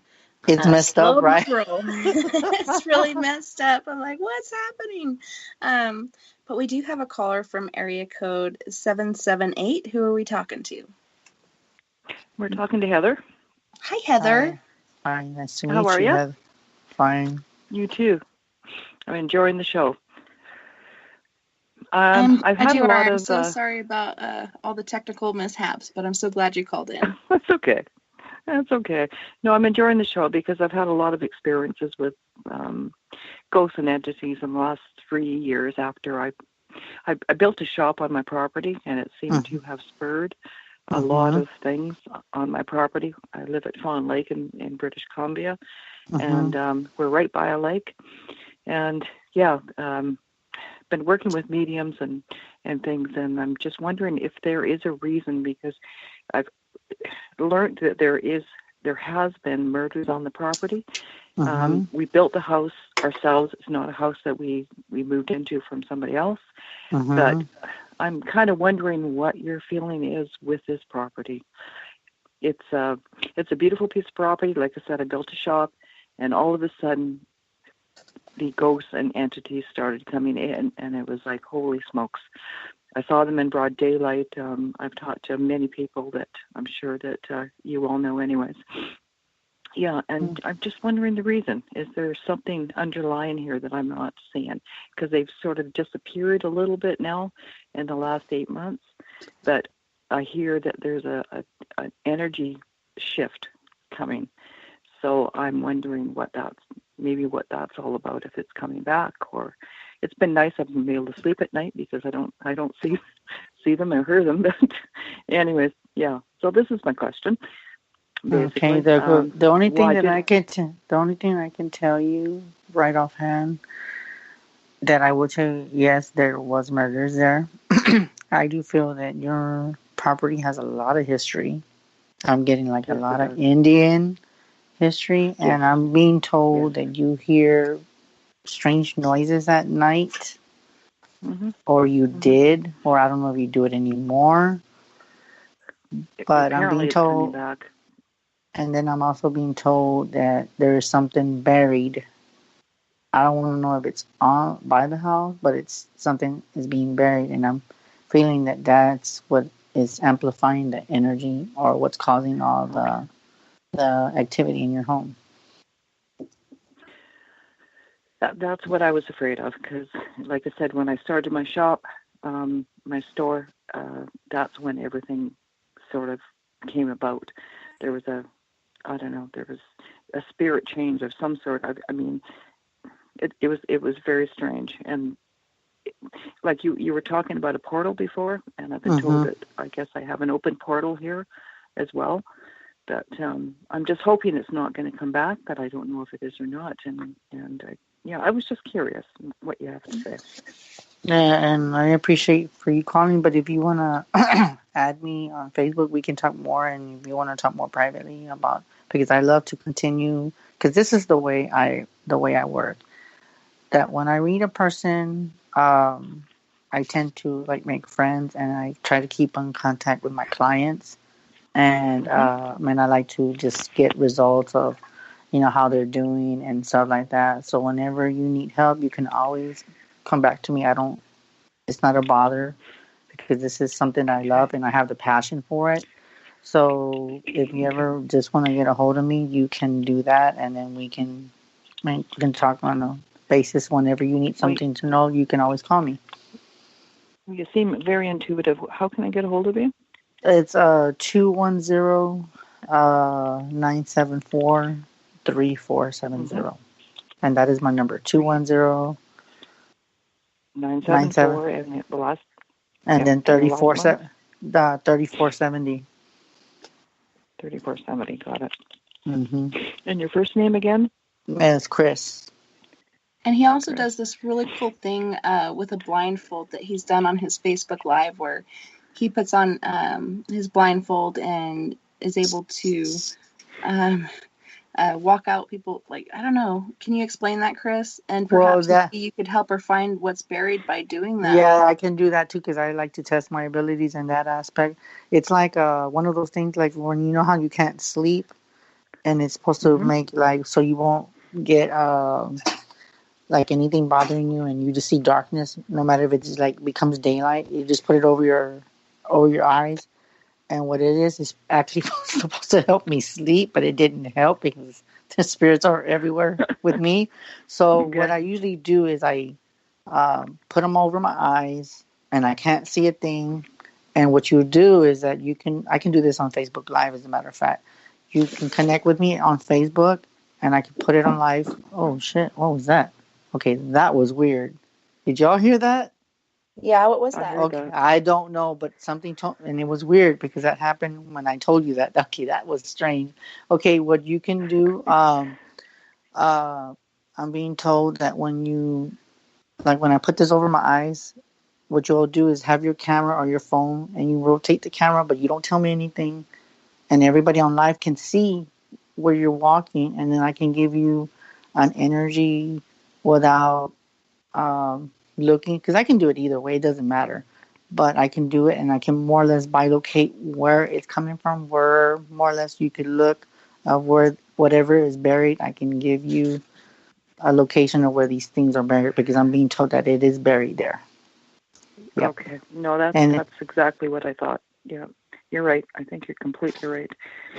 Okay, we'll have to get together on. I know one day maybe we can do. Yeah, we can do it on Facebook Live. But in order for that, you have to send me a friend request if we're not friends.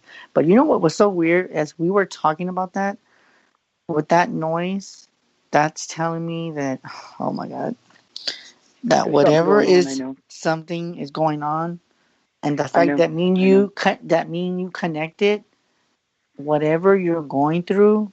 And I hope this doesn't happen, but I know it always does, that when you have an energy with two psychics that are very intuitive, you tend to exchange energy, and with that aura of the person. So whatever you're going through, I'm probably going to experience some of it, not everything, but just some of the stuff that you might encounter. So I'm picking up that whatever I told you did not like for me to tell you, because they are telling me that they did not want you to know that there was something buried, and that's why that song. I know. That's, like I said, that's why I called you. I was really intrigued by the show, and I thought, this is somebody that I need to talk to. This is somebody that I need to, exchange what I've gone through. I've written a book about all of this in the last 3 years. It's been extensive. It's like, holy smokes. It was scary at first, and all of a sudden it just went, oh my goodness. Yeah, they're here, and they're not going away. So yeah, I'm a fan of sage, let me tell you. Well, you know what you can do, and they're telling me to maybe amplify this. Try to see if you can order some sage with sweetgrass, because I'm being told that whatever this is cannot stand the smell of sweetgrass. though, and they don't like it, and they cough. I've Yeah, had and they them. cough. I've had them all over the place.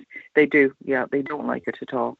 Yeah, no, I know that, but I've helped probably 20 odd crossover because I've had help from certain Wow. people that I know, and I'm sure the person that's doing the show here knows everybody there.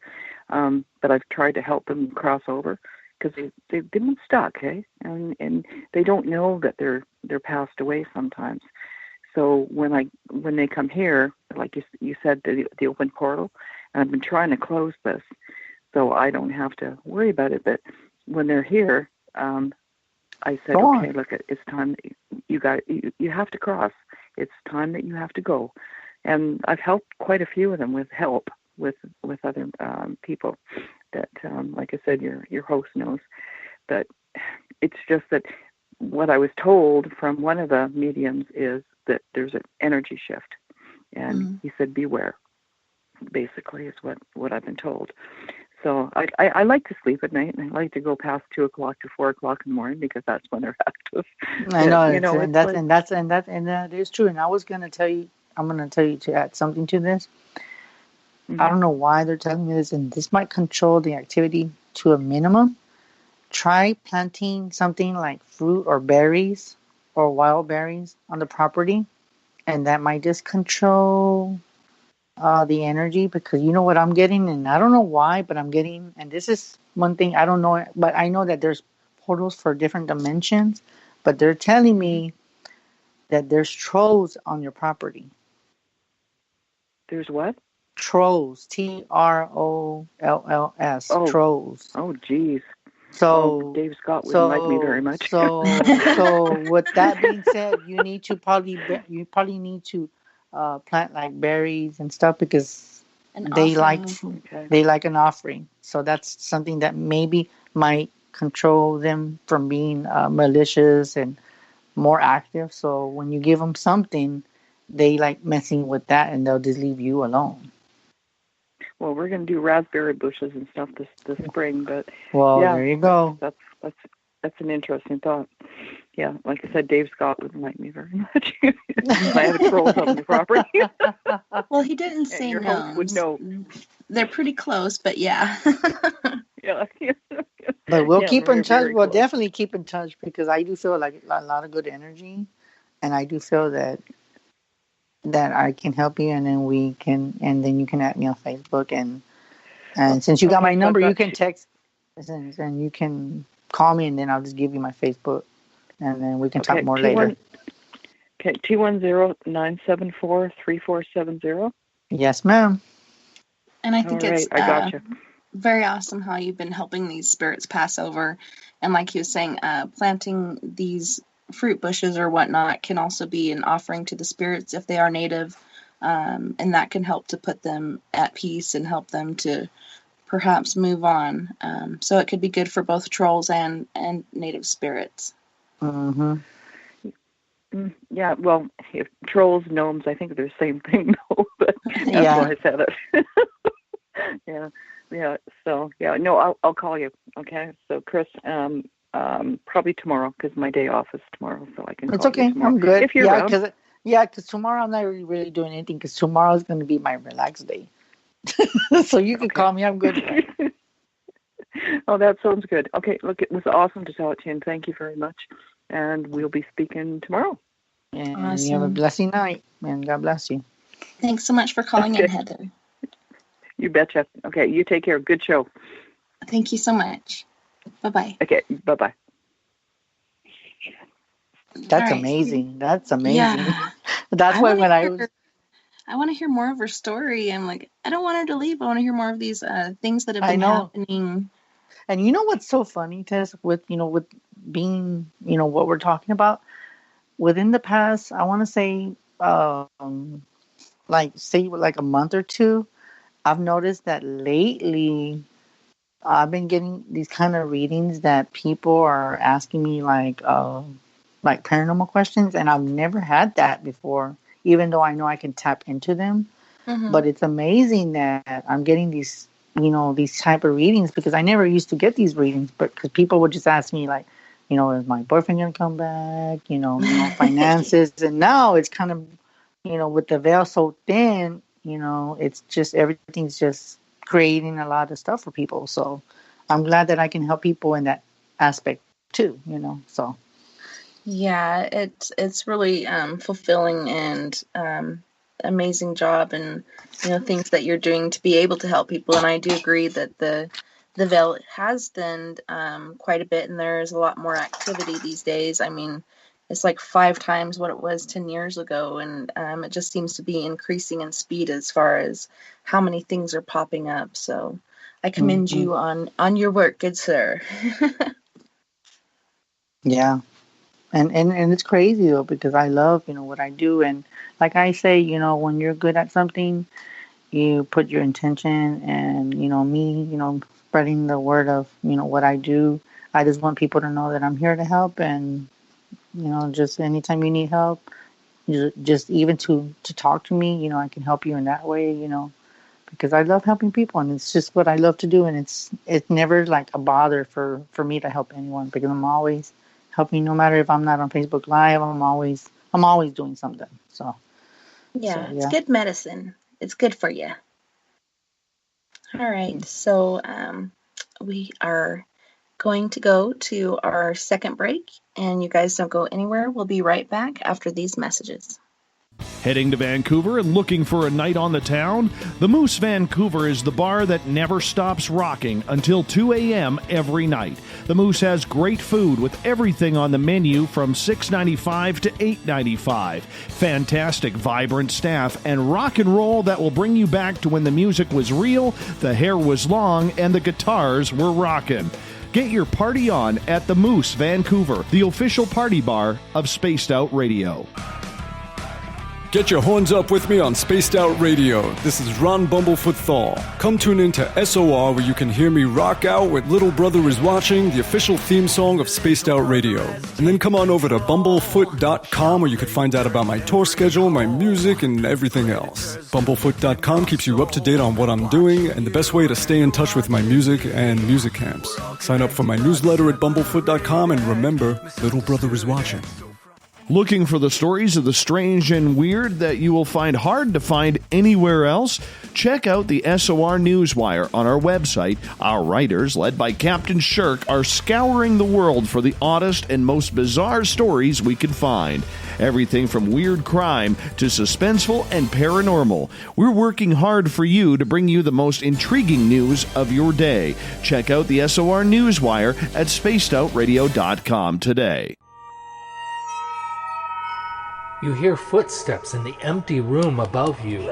A rocking chair begins rocking by itself. Don't be afraid of the things that go bump in the night. Reach for Spirit Storybox, the iPhone app the Huffington Post UK called the only ghost hunting app you will ever need. Spirit Storybox. The spirits are telling their stories. Are you listening? Hi there, this is Geraldine Orozco from San Francisco's Bay Area Meditation. I invite you to join me the first Tuesday of every month with Dave Scott for Spaced Out Radio's The Spiritual You. In this fast-paced world we live in, it's time for you to take some time for you. We'll cover every possible subject from powerful meditation to healing techniques to your own intuition and spirituality. So come join us for The Spiritual You. The freedom to post what you want, when you want. That's the social media freedom you need. Social Media Freedom is the free app in your app store. No need to worry about going to jail or being shadow banned any longer.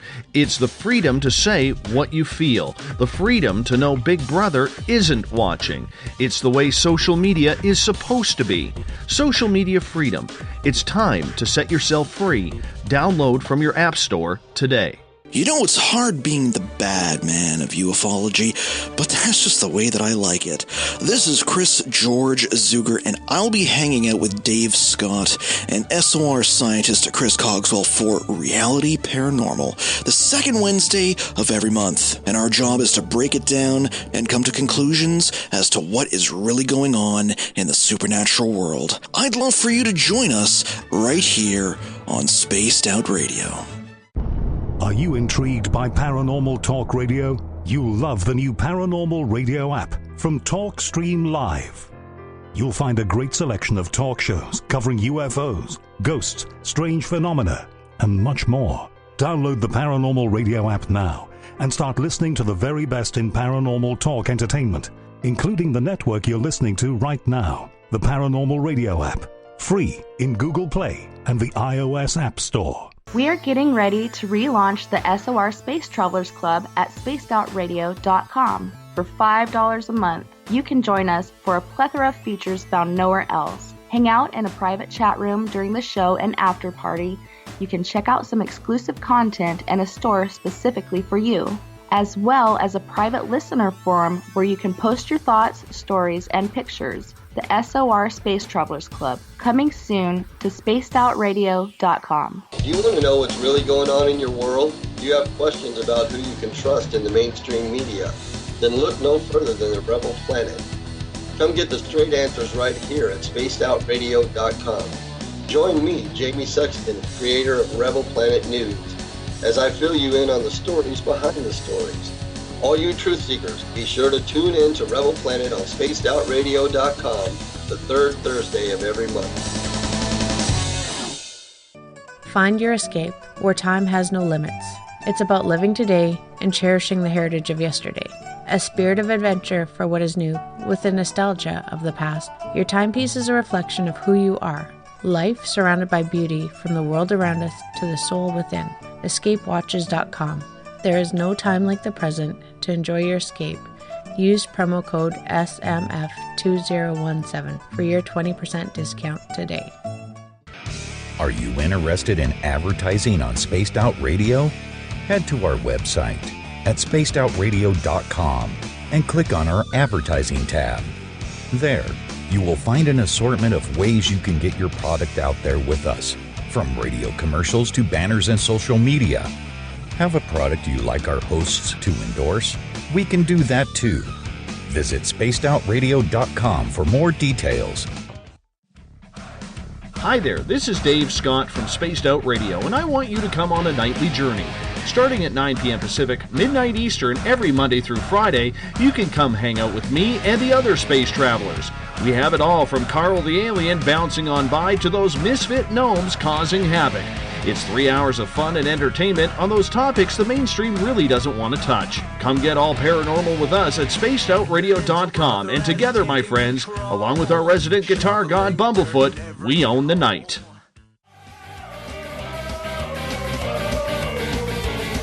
Sit back, relax, grab a drink, and listen closely. Spaced Out Radio continues through the weekend. From the mile-high mountains of Colorado to you, listening around the world, this is Spaced Out Weekend with Tessa Nicole Thomas.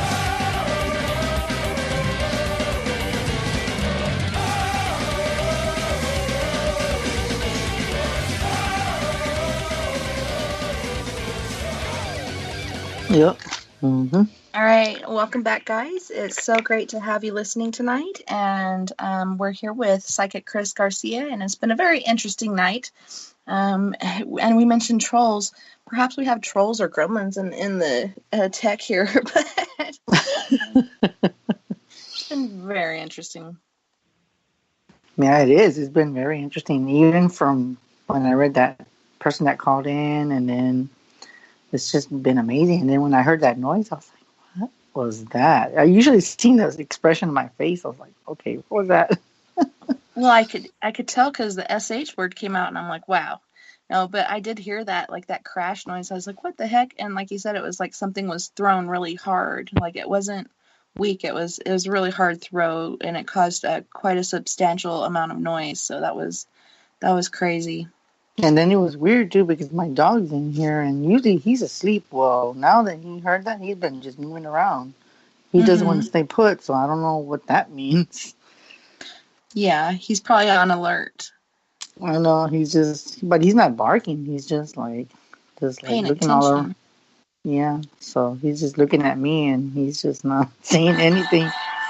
But yeah, but it's been just crazy. So We even got some background music going on. That was a nice guitar lick. Yeah, well, but it's crazy. Yeah. I know all kinds of weird stuff is happening tonight. It's so weird. I don't know. You know, I can't explain it. You know what's so weird? I remember the first show, we didn't have this. You know, Uh-uh. you noticed that? And it's so weird because tonight it was like, first you couldn't get the auto. Everybody was like, you're like, and then I even told you, I said, I can hear you perfect. And you're like, are you sure? I said, yes. Everybody could hear you. And they're like, well, nobody else can hear me. And I'm like, what? Like, we can hear you perfect. Yeah, so I don't understand why it's not working. And then I'm looking through my computer and it says my microphone is working as speakers, but you could hear me. So I'm like, why is it working on Skype but not Spreaker? But that was really odd. And Dave told me to call myself. I couldn't do it from the computer. And then I realized I could have just jumped in on my Skype app on my phone. And I realized that after I grabbed my husband's phone. Yeah. It's been one crazy thing after another, and just all kinds of weird random things happening all over the place. Mm-hmm. But we have a question here in the chat room, and it's from Susan, and she's wondering, can you help me find my birth parents? She's from Canada. And then I'm going to scroll up here because I saw the second part of her question, and she said she was born baby girl Orgill, Orgill. Well, usually that's another thing I can do. I can find usually when it comes to missing persons cases, I help them reunite. Most of the time, I've done like 2 occasions where I've helped someone. So I know that has nothing to do with the question that she's asking, but I'll just, if she wants to, she can contact me, and then I'll see what I can do, and then I can like read her and then see what I can come up with, and I'm willing to help her. So yeah, I think I can help her reunite her loved ones, and hopefully she can get in touch with her family. So yeah.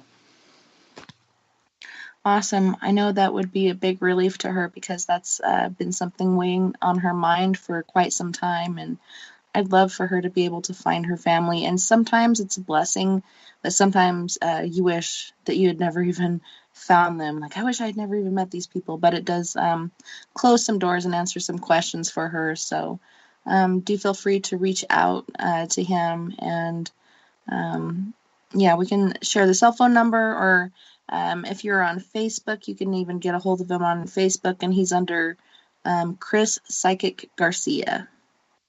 Yeah, so if you want to get a hold of me like that, you can add me, and then if you want my number, you can you can contact me either way, so it doesn't really matter. So if you want both, so you can see what else I do and what other services I offer, then you can do it. I don't have a problem.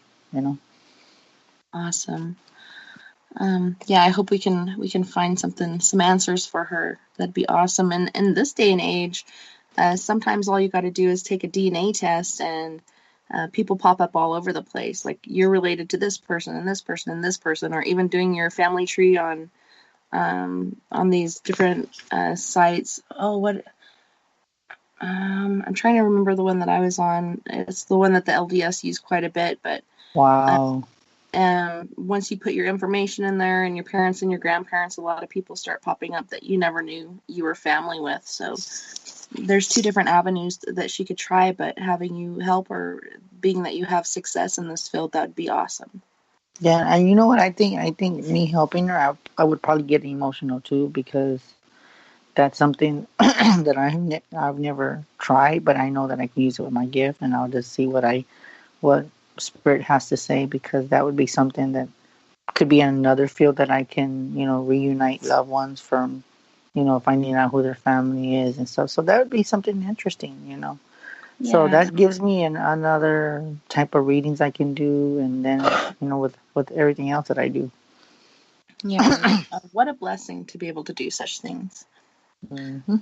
We have another question here from Sandra Heath, and she's wondering about her past life. Is there any general questions she's asking, or she just wants to like a general past?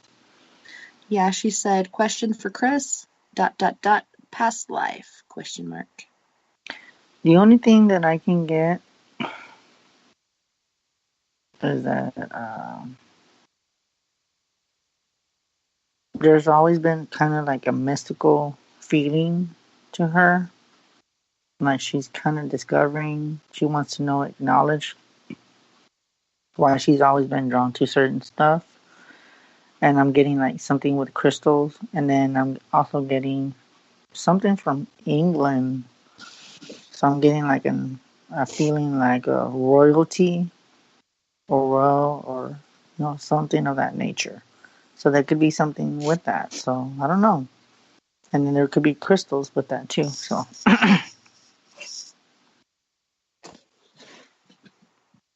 Well, and sometimes, do you feel like sometimes it's easier to pick up on certain things when you actually hear someone's voice when you're doing a reading? It kind of gives you another connection. Yeah, it does. I mean, I can still read people when, like when they type things, but sometimes I like to, hear the voice at times because I don't know how, but I just feel like a good connection when I hear the voice too. But even at times when a person doesn't like to talk and, I guess they want to test my gifts, then, there's a few times where I've been able to read people, just with the name that you tell me. Then I just get with whatever spirit tells me at that point in time. Awesome. We have another one here, and it's from Sir Robin, and he was saying, hold on, let me scroll back up. I passed it. But he was talking about ghost hunting and how he's always drawn to places with darker spirits. So I'm not sure what the question is there. Perhaps why is he drawn to places where there's darker energies? I guess it's because he wants to seek the unknown. But I'm being told that he shouldn't do that, even though I know he's gifted as well. But I guess it's just he gets that pulling because the paranormal is like pulling him. And I do feel like he's always been like psychic / investigator. So I'm kind of feeling like, even though he's probably tried to avoid it, but it's always been like so what of a calling, and maybe he can use it for residents that are having activity. So maybe that's the reason why he's drawn to it, because that's what kind of field that he's probably going to do later in the future.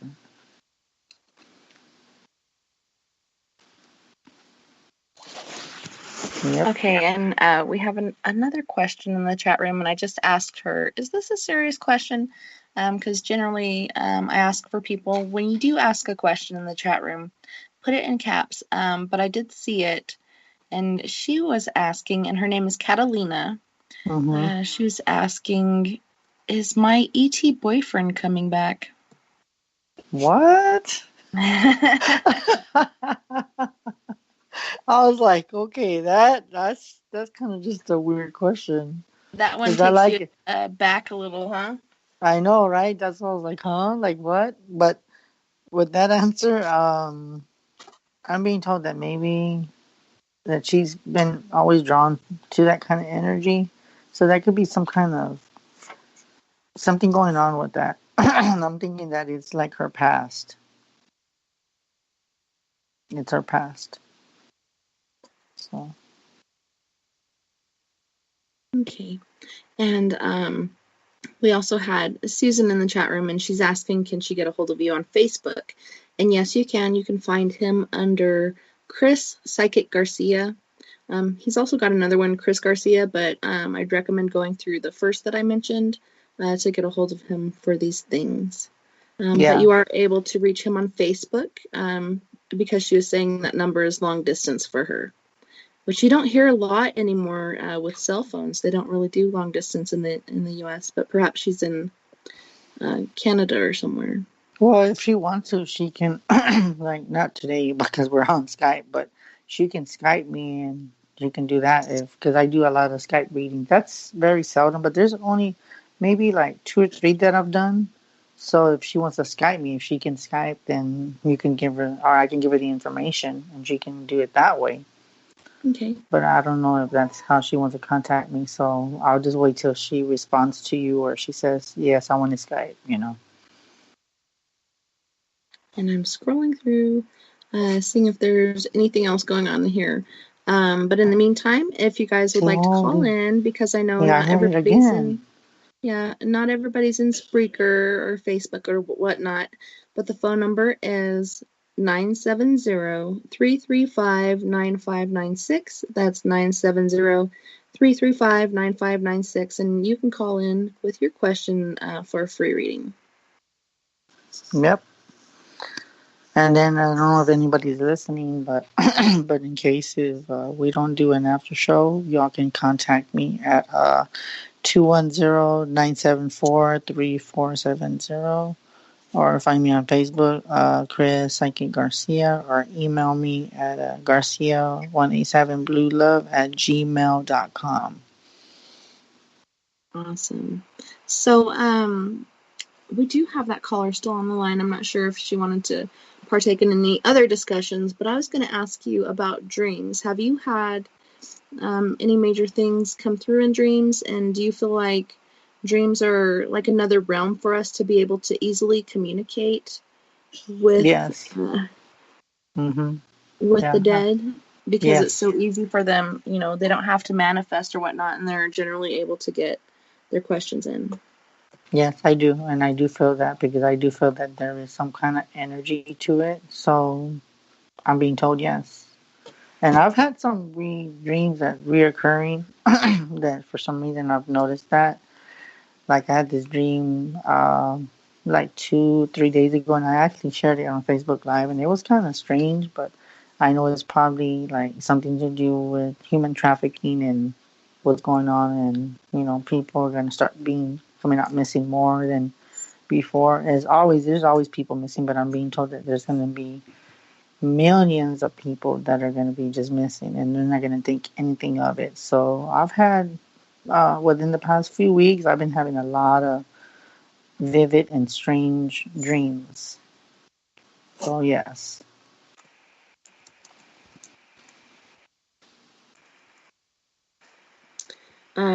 Have you ever had contact with the deceased, or perhaps even people that you don't really know? Oh yes, I have too, Tess. I've had numbers of times where it's not like family, and they have came to me, and I'll just tell them, if they're real shy and they don't know how to talk, or they just don't know what to ask, I just tell me your first name, and then I can communicate after that. So yes, I've had numbers of times where I've had like kids come to me, and it's kind of weird, and then I've had like adults come to me, like men, women. So it varies. It really does.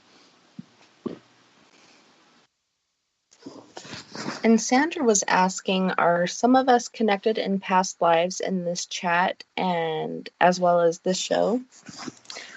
Everybody that we connect with, yes, there is a past life with each other, and I do believe that there's no such thing as coincidences.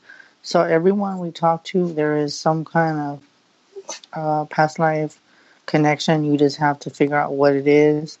It could be like where you were born, many different past lives of, depending on the location of the past life that you felt, like maybe New England, New Orleans, London. So basically, it's all around the world. So it doesn't have to be like within the United States of whatever happened in the state that you live in. It could just be well as overseas as well. So yes. Yeah, she said that's very cool. Yep. So again, I'll repeat the number. Sir Robin's in the chat room actually sharing my personal number, which I don't know why he feels he has the right to do that. But the number that you can call to get a hold of us for a free reading is 970-335-9596, 970-335-9596. So yeah, feel free to call in with your questions, comments, experiences. We'd love to hear from you. Yeah, I guess, what I think it is everybody's asleep because of this cold weather. There's a lot of people probably sleeping because they're like, golly, because most people, it's just that the weather's been kind of like strange too. And that's another thing. I've noticed that the weather in different states, there's like more tornadoes. Like it could be like in Kansas, and then it could be in Arizona. So there could be like 4 or 5 tornadoes going on at one time. So that's kind of like strange. Very strange. Yeah, and a lot of times, like you said, with the weather rolling and everything, the barometer drops, and anytime it snows or rains or whatnot, it really gives me that extra oomph to get some sleep and be able to sleep in when otherwise you wouldn't be able to. So it's really nice. The barometer dropping actually really, really helps to sleep. And even just the sound of rain or the snow falling when it's, sometimes when it's falling, you can hear it melting and dripping off your roof. I don't know. There's so many different effects that weather can have on a human being. Mm-hmm. And I do feel that too. It's just very strange. I mean, like with me, I noticed that there's times where I couldn't sleep. But I remember, when I would help people, I just would get so exhausted that I would be able to sleep. And I'm thinking, that's kind of weird, Like, I've noticed that usually I'll sleep for a couple of hours. And then for some reason, between 2 and 3, I'll wake up and I'm like, what's going on? What's waking me up? What's keeping me to wake up at these hours? So it's kind of weird. Yeah, last night I was having a lot of issues sleeping, and I didn't even think I was sleeping because I didn't feel like I had rested at all. But when I sat there and thought about it, I could recall the dreams I was having. And there were actually a lot of dreams involving UFOs. Like, I remember looking up at the sky and looking at the stars, and all of a sudden it looked like a satellite at first. It was zipping by, and then it stopped and went back the other way. And I'm like, that's not a satellite, that's a UFO. And then not too much longer, there was one doing these zigzags in the sky. And so I'm watching UFOs in the sky in my dream. And all kinds of other crazy random things were happening. But yeah, I didn't get a lot of rest last night. I didn't feel like I went to sleep at all, but then, like I said, I could recall the dreams, so I know I had lost consciousness at some point, although it felt like I was awake the whole time. I know the feeling, girl. Yeah, I'm like, what the heck? I need my rest. Yeah. But sometimes we just can't sleep, and it's weird because with the time change, some people just think that it doesn't it doesn't affect us, but it does. It really well does, especially for the sensitive people, the gifted people. We feel the change. Oh boy, do we feel the change. Yeah. It's just, It's so hard. I don't even know why they do the time change anymore with all the technological advances we have with lighting and all kinds of other things. I don't think that we really need the time change anymore, and we should just get on board with Arizona and whoever else doesn't do the time change, because it really does affect, like you said, the sensitives. But think of the kids, like kids getting up early, having to go to school, and then you're changing their schedule around, and it's already hard enough being a kid or an adolescent and, trying to do good in school, and then somebody's coming in and messing with your schedule so the farmers can do what they need to when it doesn't really apply anymore. So I think that's something they should do nationwide or worldwide. Quit doing the time change. It's ridiculous. Mm-hmm. Yeah. What?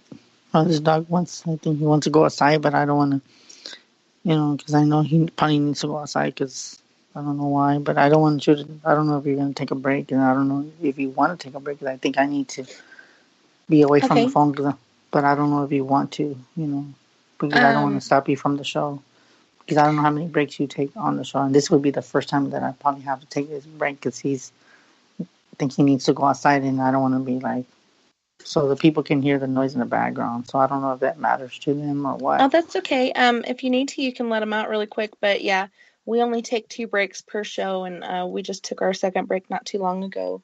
But if you need to let your dog out, by all means, go ahead and do that. We don't want any accidents on your carpet or any mishaps like that. Okay, well then I'll take him outside. Hopefully, he probably needs to go outside. I'll just be right back. Hold on.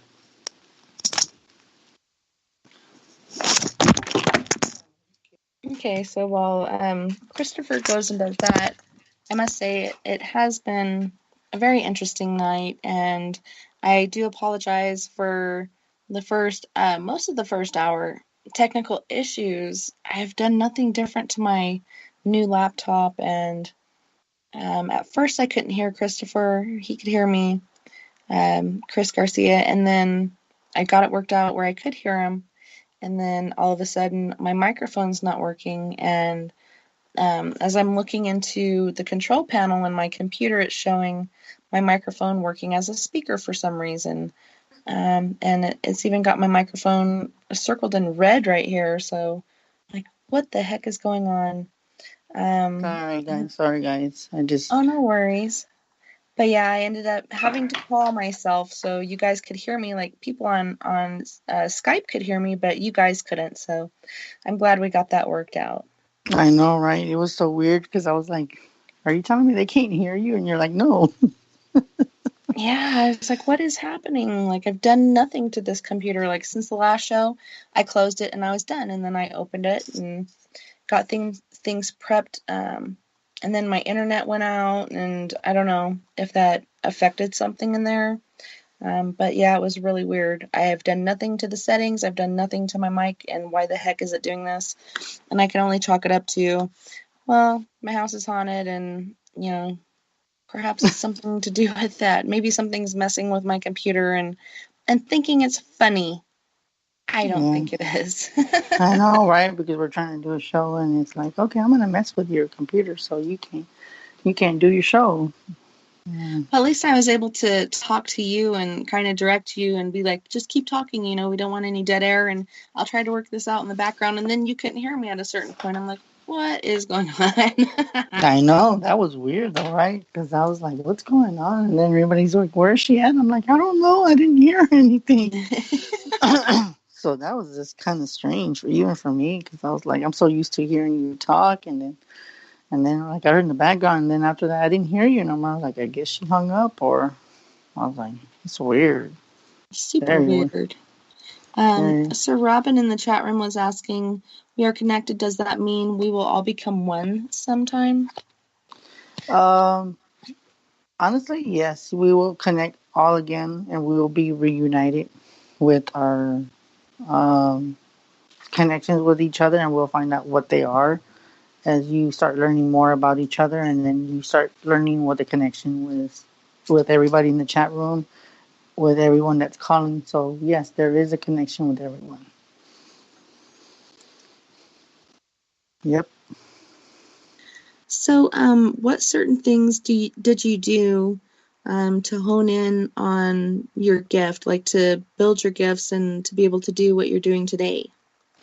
Honestly, I just nurtured my gift, and I just started just progressing, and it just started enhancing and becoming more stronger as I started growing up. Like after my teens, my gifts just started blowing up like crazy, and just already knew who I was, and then when Facebook came out, it started just helping people in different ways in any way I could. So I just nurtured it. Yeah, it's almost like I was planting my gifts, like with seeds, spiritual gifts, So, but yeah, it's just the way it is. So do you have like any resistance to it, or did you have anyone in your family or close to you kind of telling you shouldn't be doing this sort of thing? Honestly, since I didn't have anybody going to tell me that, they were more like accepted, because I guess everybody in the family already knew that it ran into family. So yeah, they never told me anything like that. But I guess just I was one of the fortunate kids, that they didn't abuse that, my gift. So they just told me to just honor it and embrace it. So I did. That's so awesome. So important to be able to have that support and, be able to, like you said, build upon your gifts and not feel like you need to hide it or change who you are or what you're doing. And a lot of people have different ideals when it comes to that sort of stuff. But I believe if you're born with a gift, you're meant to build upon it, and you're meant to use it to help people. And to me, it would be a sin to just cast it aside and not doing anything about it, just casting it aside, basically throwing it in the trash when there's actually a reason that you have it, and it's to help each other. Yeah, and that's one thing that I've always done, that not every family is going to be okay with this because some, they're just afraid of it. So, yeah, it's just that when it's hard for the people to accept it, it's just not easy, especially when they're like the parent and then they're like, have a psychic child. It's not easy. Some of them can take what the kids are saying, and some of them are just, even the parents could even be scared because they're like, where is this information coming, and where is my child getting this information from? So parents have a very hard way of finding it out, having to deal with it.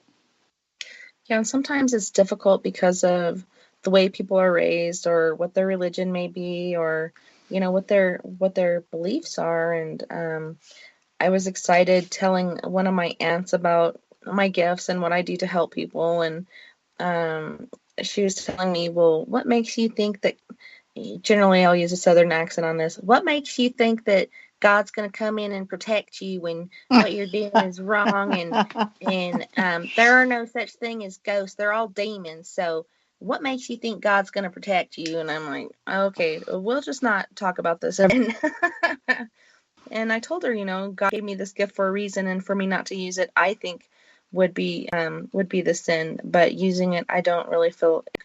No, and what's so weird is that we grew up in the way society is.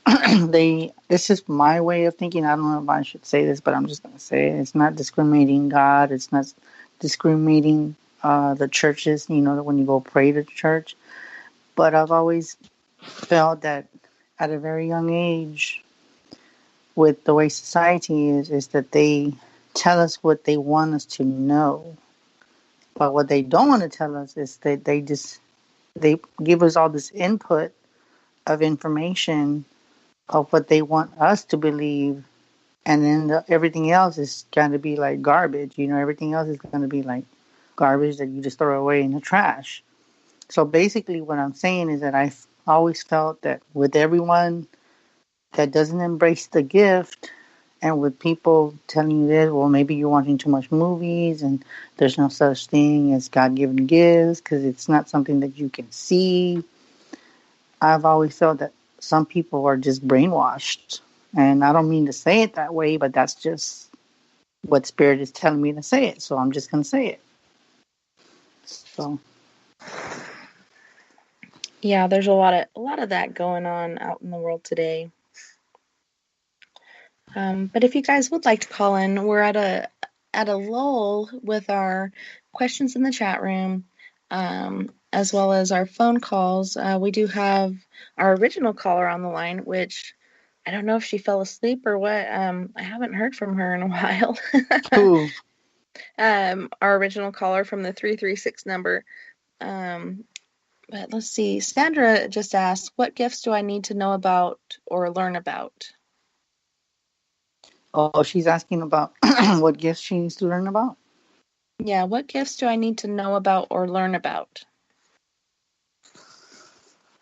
Honestly, I'm getting more like clairvoyant, and then other gifts that she probably knows she has, so she can work on them. I'm almost getting like more like remote viewing. Okay, and then I'm also getting astral projection. So that could be something. Mm-hmm. Yeah, I'm actually kind of afraid to do that, and I've accidentally done it a couple times, and each time that I've done it, I feel like I drank way too many bottles of tequila because first time I'm holding myself up on these sinks and stuff, like I'm in the military, and I'm in MRP because I've been broken, and I fell asleep for a nap, but this dream was so real. It was like it was actually happening, and I go into the bathroom, and there's these guys in there that are installing these new sinks, and they're redecorating the bathroom. It looks so pretty, and I'm leaning on the wall trying to walk. I'm leaning on the sink trying to support myself, and I'm kind of flirting with these guys. I'm single at the time, so I'm flirting with these guys. Oh my God. And And then all of a sudden I hear my drill instructor or my sergeant calling us into formation to go to chow. And all of a sudden I'm back in my body, but I have that sleep paralysis thing going on. And I cannot move. Like, all I can do is move my eyes. I can see the girls coming from the bathroom, aka the head, and from their racks and whatnot, going to line up. And I'm trying to move because I know if I stay here too long, I'm in trouble. And so I'm straining with all my might, trying to get my body to move, and I can't move. And I'm trying so hard. And then finally I'm able to break free, and it really freaked me out. Like, I was telling the girls about it in formation as we're going to chow, and I'm just like, what the heck just happened? And the next week, I swear to God, the next week my whole body was sore from straining my muscles so hard trying to get up out of that sleep paralysis state. And the second time that happened was last year when I was house sitting, actually dog sitting for my friend Glow, and I'm sitting there watching this paranormal show, and I guess I ended up falling asleep. I didn't realize it, but I'm still in the same position I was, and I go to get up, but I just kind of roll off the couch onto the floor, and I'm trying to crawl around, but I'm falling over on my side. And and then I turn around and I see that my body is still on the couch, and I'm like, oh my God, did I have a heart attack? Because I've had weird things happen with my heart. I've never had it medically stated so, like everything comes back fine, but I've had really weird stuff happen with it. And so I look back and I see my body, and I'm like, oh my God, am I dead? And so I crawl back, to my body, all in this, what feels like a drunken state. And all of a sudden I'm back in my body, and I sit up, and I'm like, wow, that was really weird. And I've had, in that same place, I had really weird paranormal experiences within that week that I was house sitting. But I've heard people tell me that when that happens, just kind of do it as if it's like a dream state. Don't try to do the whole controlling your body thing, because it's not going to work. And that's probably why I had the drunken thing going on, because I'm trying to control my body, but I'm in the spiritual realm, so it's just not working. Yeah, well, and it happens that way because it's weird. Because with me, I had somebody that asked me this good question, and they're like, Chris, I'm going to ask you a question. And I'm like, okay, go ahead. So when they told me to go, when you astral project, do you see your cord, with the cord that keeps you alive? Because without that cord, then you would die, because that's what keeps you from, you can go see your loved ones, you can go anywhere you want. And they're like, do you see the cord when you astral project or astral travel? And I said, no, I don't. And they're like, are you serious? I said, yeah, because when I'm doing, I don't look down to see if there's a cord that's holding me. I just look up and I see wherever I'm in front of me. Everything that's in front of me, where I'm at, where I astral projected to. So I don't see the cord. I just see it as where I'm going. So, like, if I say, for instance, I want to go to astral project in London, I can be, boom, I'll just be there. But I won't feel any different. But it's different for everyone. Not everyone's gonna be okay with astral projecting because they don't understand it. But with the gifts that you have, you just learn how to practice on yourself, or you can practice on maybe a person that so you can go and visit. But sometimes it's not easy. Some people just don't know how to deal with it. They just don't know how. Well, I've had so many paranormal experiences, and from such a very young age. I think 4 years old is the first paranormal experience I can remember, and so many different things that have been after my family, especially the women in my family. And I've always feared, if I leave my body, is something else going to try to jump in while I'm gone? Which doesn't really matter, because I've had things jump in anyways. But I'm afraid once I try to come back, I won't be able to get in because something else has moved into my apartment, Wow. I'm afraid to do it. But I have heard people talk about the silver cord that connects you to your body, or like you're saying, your core, and helps you to get back and keep from getting lost. But I don't know. I'm interested in it, but I'm afraid to try it because, like I said, I'm afraid something's going to jump in there while I'm gone. And Yeah. But it is a very interesting concept, and I know several people that do it, and they have really good success with it. Like with the haunting I have at my house. The original, well, I can't say the original, but the owner before us, he ended up passing away from emphysema, so he's been here Wow. for a while, and he's a really cool, laid-back guy. We've never really had any problems with him. But then there was another spirit in the hallway that was an angry male, and he was said by different psychics to punch the walls and be very angry that he was stuck. And the week before I got rid of him, he actually came out of the hallway and punched the leather seat next to the daybed that our roommate was sleeping on, and he sat up immediately and then looked around, and there was nobody there. But he said somebody punched the couch really hard, and it made me wake up. And I was like, yeah, there's a spirit that goes around and punches the walls and punches different things. And at night you would hear stuff like that, like pounding on the walls, and you get up to see what the kids are doing. Why are they awake? But they're not. They're all asleep. And so we ended up having an astral team come in and get rid of him. But then my dog Gilly, she's 17 years old. Like every day I look at her, I swear there's less and less of her.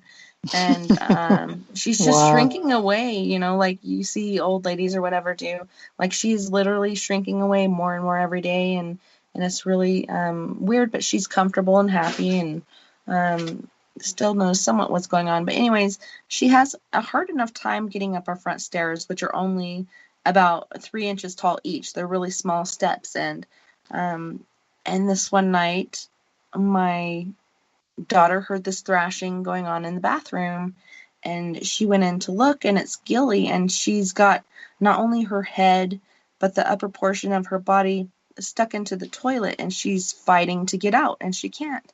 And so my daughter goes in there. She's 14 years old. She's trying to pull this dog out, trying to help her out of the toilet. And she said it felt like something was holding her down or pushing her in there. Like no matter how hard she tried, she couldn't get her out. And then she's yelling and screaming. Generally, the slightest noise will wake me up. Like I was trained to wake up to the sound of a light switch being flicked on. You got to be up and out of your rack when you're in boot camp when you hear that light switch go off, or else you're in trouble. So I've always been a really light sleeper. I did not hear anything. My daughter's screaming from the bathroom. Supposedly she even came down into the bedroom and was screaming for my husband to come help her after she had already called her cousin in to help her. So we have two very strong 14-year-olds trying to pull this, what may be a 30-pound dog at this point, out of the toilet, and they can't get her out, no matter how hard they tried. And eventually they said that whatever it was just released, and they ended up kind of flinging her across the bathroom because they were trying with such force to get her out. It finally let go, and they were able to get her out. But I had the astral team come in again, and then I had to go and put bells on my doors, all my doors in my house. I put bells on there to change the vibration in the house. And she said to even put them on my dogs, on my cats. Another one of the dogs, which he's only 2, maybe 3 years old at this point, my son said he was up on the ceiling, like something had lifted him up all the way to the ceiling. What? And then just dropped him. Wow, that's strange. Wow.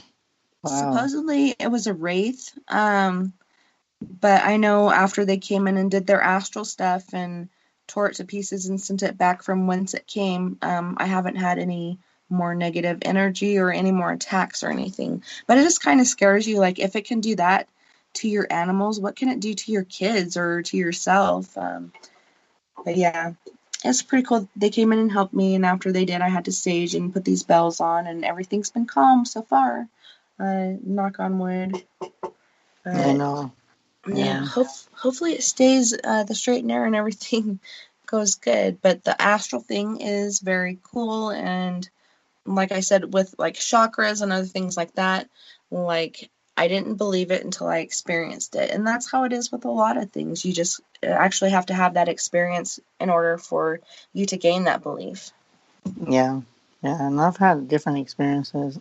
Somebody had told me that they saw me as like a Reiki master, and I haven't tried that, but they're like, you're being natural at it because the gifts that you have. And then somebody else said, well, we're picking up that you're going to start doing automatic writing. And I tell you, girl, I tried that once, and when I wrote what I wanted to know, I wrote it down. I didn't even open I closed my eyes, and I just kind of had like silence, and I just, concentrated. And the things I wrote down, I was like, oh my God. It's like when I opened my eyes, I said, did I just write that?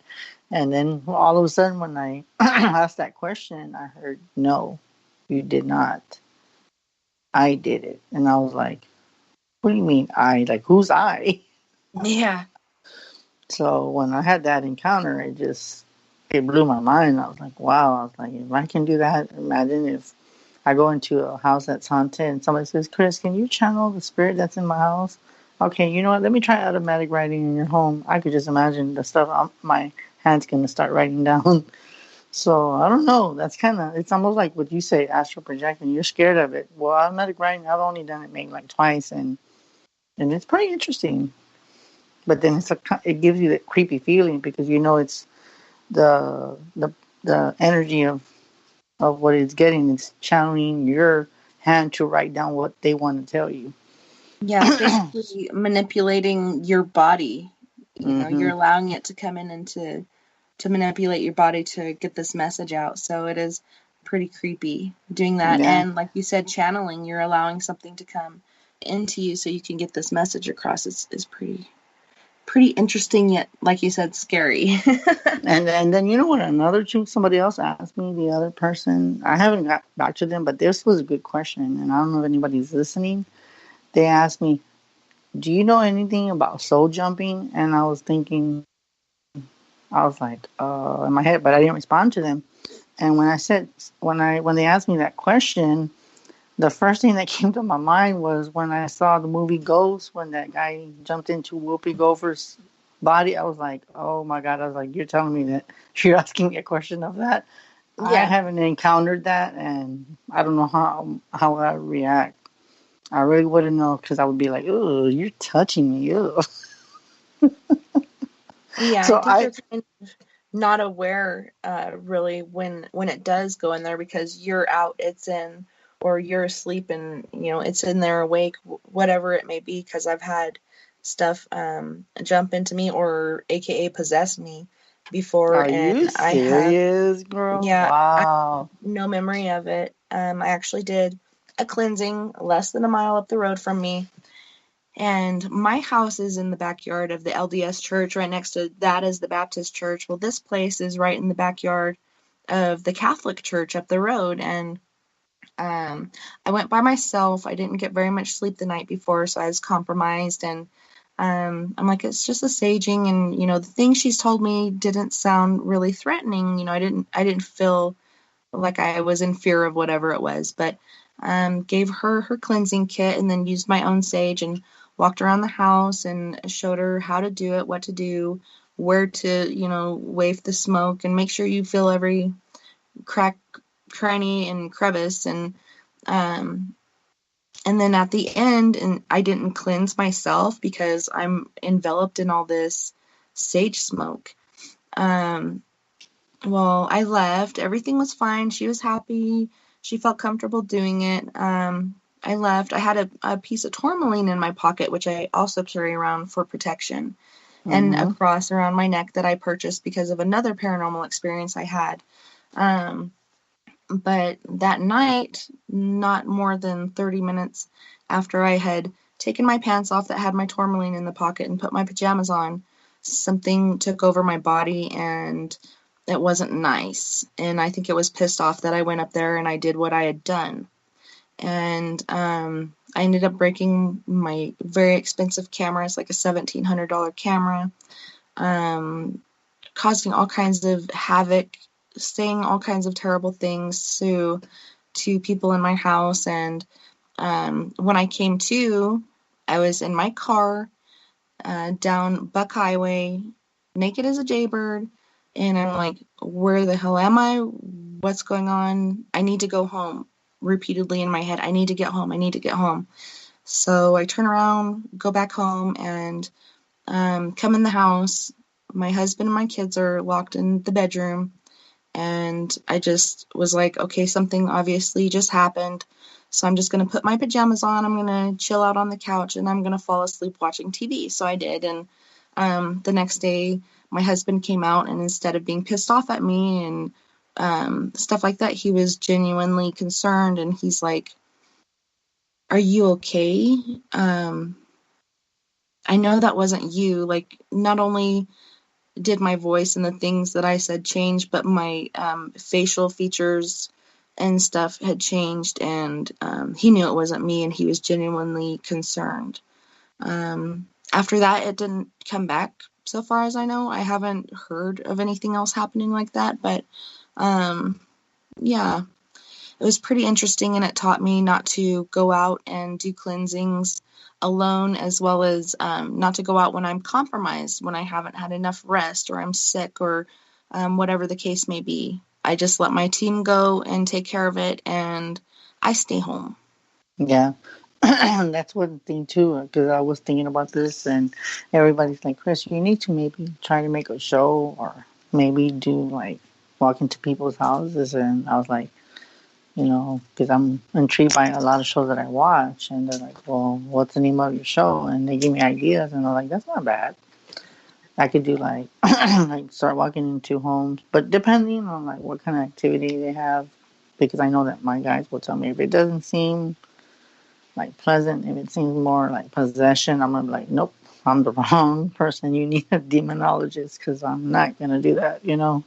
Yeah. But you know, it's just depending on what kind of energy I get. So, and I've been invited by numbers of times by paranormal teams and say, well, if we ever become like TV and we come out on TV, I've been offered maybe like 2 or 3 times where they'll want me to go with them, and I'm thinking to myself, like, why me? They can get a celebrity psychic, you know, somebody out there, and they're like, no, we want you. And I'm just like, I'm like amazed, because I see that as an honor. So it's crazy, but.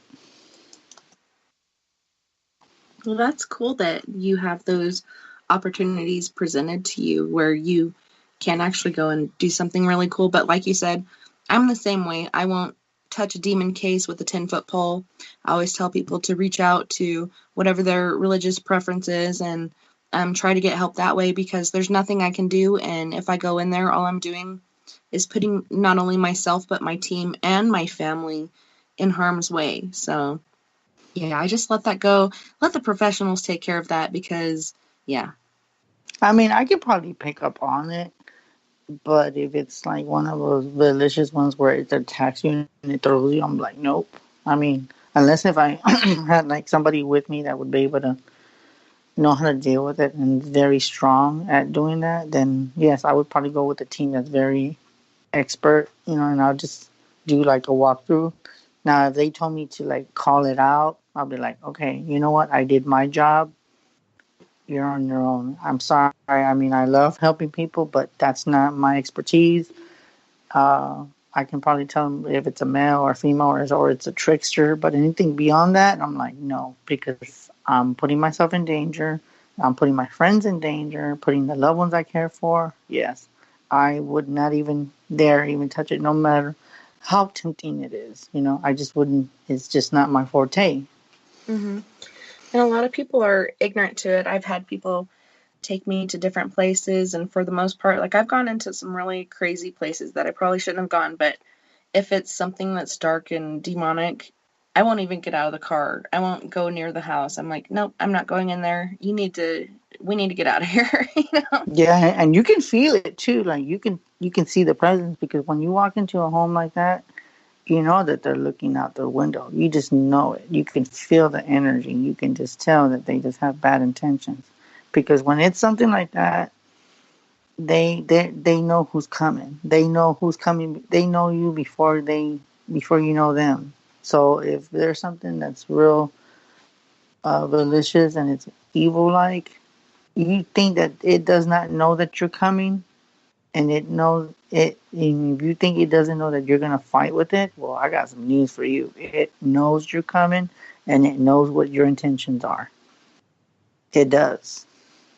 It does. Yeah. Yeah, it can get into your head very easily. So yeah, it's best to stay away from that kind of stuff. And that makes me wonder what your thoughts on Ouija boards are within this last 3 minutes. Honestly, with me, I wouldn't mess with a Ouija board. I remember perhaps I was drawn to one, but I never had one. But I was always like thinking about getting one, and everybody's like, "Chris, you don't need one. You're better than that. You don't need to seek that to get information. You're your own gifted person, and that's and you don't need to do that. You can get information just with your gifts." So honestly, I would not even mess with that, because some people, they just say it's your intention, but I do feel, with that being said, there's something about the board that it might just be a board that has numbers and letters on it, and it's not battery operated. But I do feel that just with the board, it has like a portal that you can't see. It's there, but it's something that you can't control what comes through, because I do believe that most of the time you might come across, maybe your first time you might come across somebody that's a loved one, but to rely on that, I wouldn't like say it's 100% loved one. It's just in a different field, and it's a different, more riskier chance that you want to talk to a loved one. So I'm being told to tell that if somebody wants to talk to a loved one, talk to a psychic, talk to a medium. Don't mess with the Ouija board. That's something that's lower level, so I would never mess with that. Yep. Yeah, and what a genius idea to market such a thing as just a parlor game that you can buy at your local store, and kids 6 and up are able to use it. Yeah, pretty genius for whoever had come up with that idea, and I don't know, take it seriously, because it's not just a game. It's not. It's something that's, that has a different dimension, and it does have dimensions, and it does open doors, even though you can't see it with your own physical eye. But there is dimensions within that board. Yep. All right. Well, we're going to finish out the show here, and can you tell our listeners again how to get a hold of you? They can get a hold of me at 210-974-3470, or they can contact me at email garcia187bluelove@gmail.com, or they can add me on Facebook, Chris Psychic Garcia. Awesome. Well, thanks so much for coming back on the show again, and I'd actually love to have you back another time if you're up for it. I know we would love to, but I know that you don't want to do it like within a month, because I know next year it's going to be January and this is December, so I would probably maybe sometime in maybe February or March. So I would love to come back. Okay, great. Well, we'll discuss that a little more here in just a bit. And also I want to thank everyone out there in Spaced Out Radio, Facebook, Spreaker, Twitter, Paranormal Radio, TalkStream Live, Deep Talk Radio, and wherever else you may be listening in the universe tonight. I had a wonderful time this evening, and it was my pleasure, literally and figuratively, and I can't wait to do it again next weekend on Spaced Out Radio at spacedoutradio.com.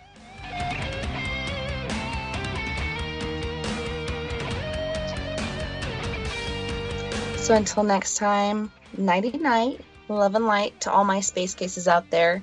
You guys have a wonderful week. I'll see you back here next weekend. You guys don't work too hard.